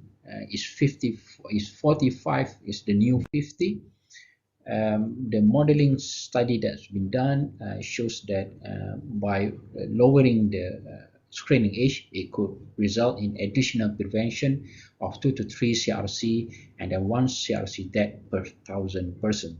And cost effectiveness analysis also has suggested that it might be cost effective. In terms of the disease burden, we can see the increasing prevalence of the young colorectal cancer. This is the data from European country. Increased incidence of CRC among 20 to 39 years of age group in the last 20 or 30 years, and as shown by this graph as well. Locally in our hospital, there is an increase of incidence of young colorectal cancer as well, especially in the age group of 35 to 39 years, and also from 40 to 44 years, and also from 45 to 49 years of age group. Okay, what are the challenges to effective screening, especially in Asia? So a lot of challenges. Some of them include low screening rate as compared to England or European. They have higher screening uptake. Number 2, insufficient public and GP awareness. Number 3, low colonoscopy rate after positive initial screening. Insufficient colonoscopy quality and also capacity, lack of surveillance guidance, and of course the financial barrier. This just want to show the participation rate in Asian country. It's quite low in, for example, in Brunei, in China, Hong Kong, India, Indonesia, Malaysia, and even Taiwan and Thailand. In terms of knowledge of CRC and screening tests, again among Asian country, a lot of the patient or the subject still not sure what are the symptoms of CRC, the risk factor, and also the screening tests that are available to them. One study done in Malaysia, in terms of knowledge and practice among GPs, only about 21% of our GP have a good knowledge on CRC screening and also about CRC in general, and just over half know that CRC is the most common cancer among Malaysian male.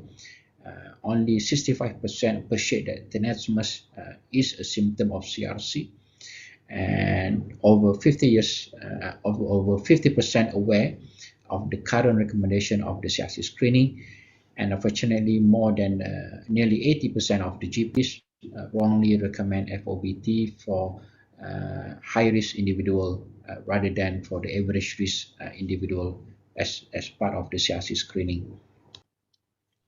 So these are the challenges, possible cause. A lot could be low awareness among the public, not just the public as well as the physician, and also a lack of recommendation by the physician and lack of advertisement in terms of the low colonoscopy rate might be due to the unawareness of significant of positive FIT as well as the access barrier.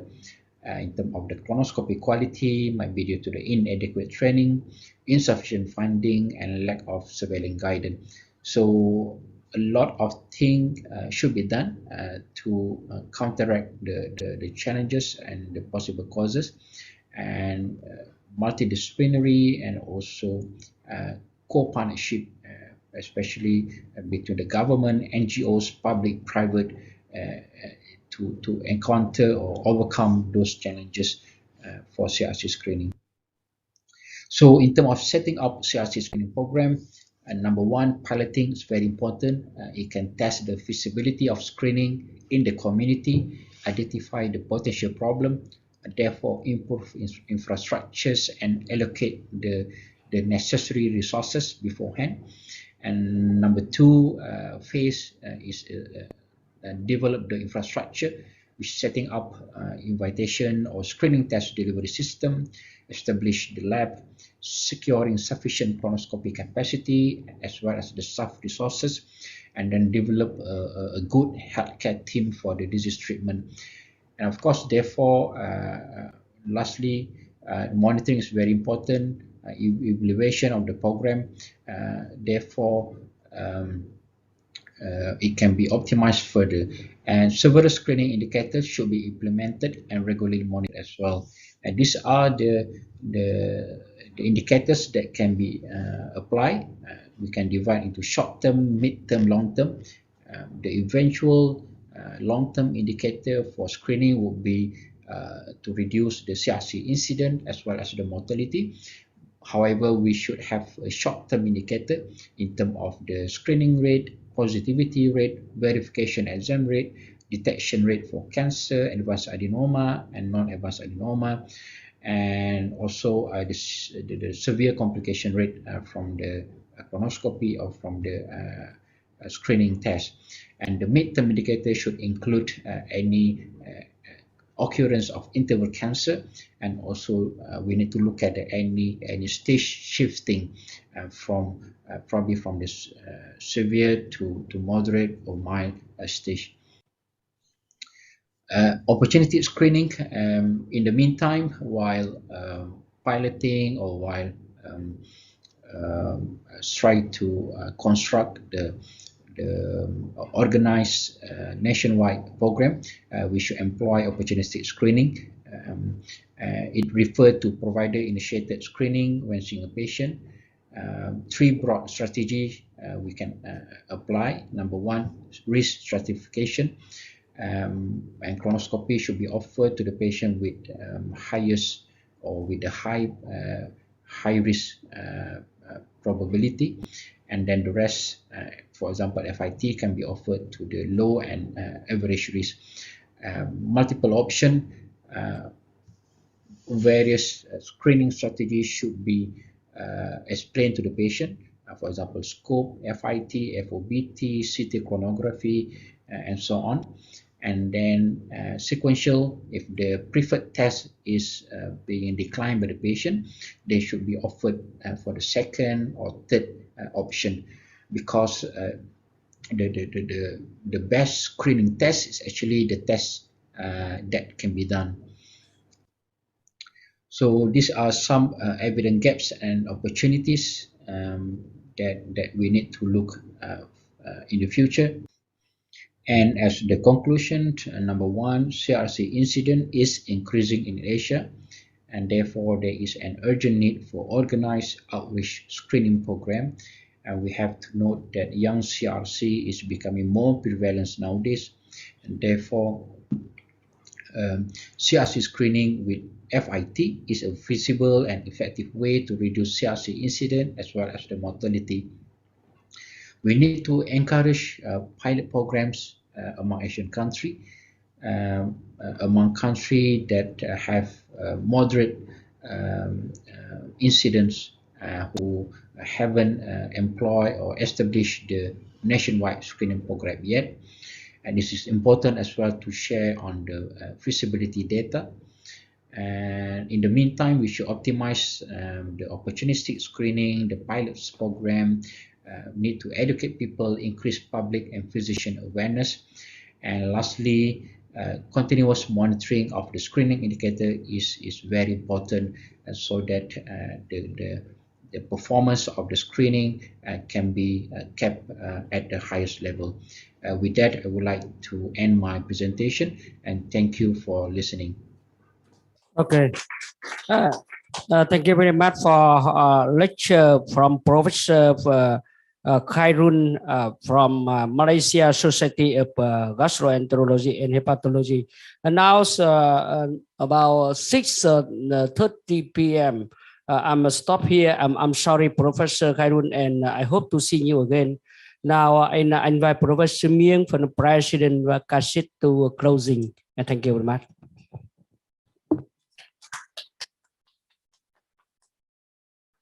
Okay. Thank you very much.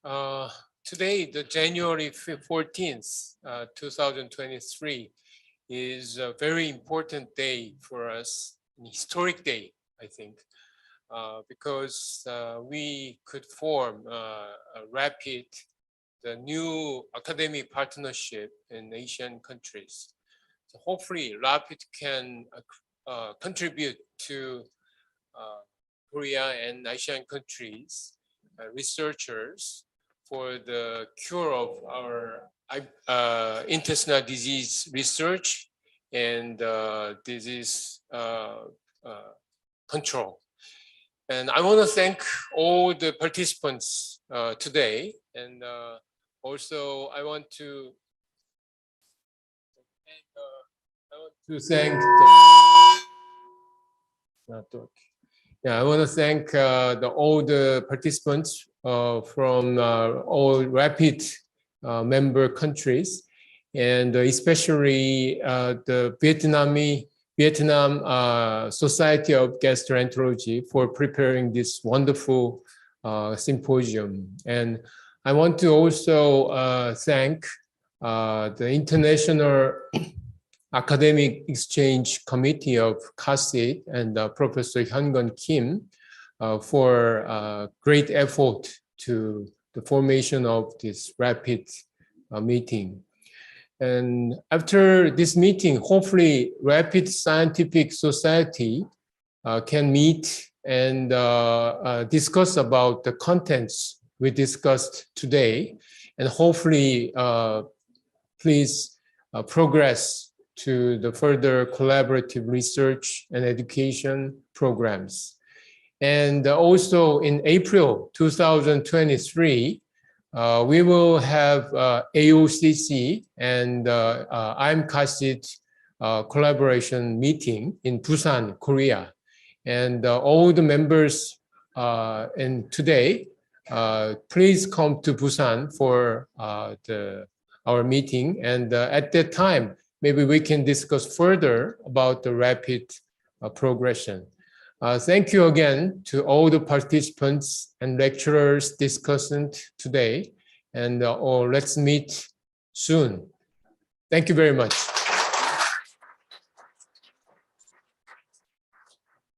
Thank you, Professor Myung. And now I would like to invite Professor Hyun on behalf of VNAGE to have some closing remarks.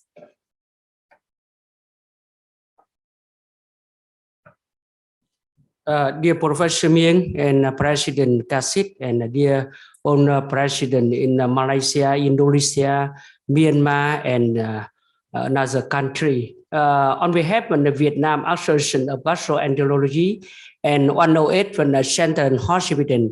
We thank you very much for Prof.Seung and for the own president in another country and own professor in another country come to here. We are very happy, and I hope so in the future to meet again. And VNAG and 108 and would like to collaboration between another country in the future. Now I'm stop here and invite Professor go to B1 and dinner, gala dinner and karaoke. Thank you very much for your attention.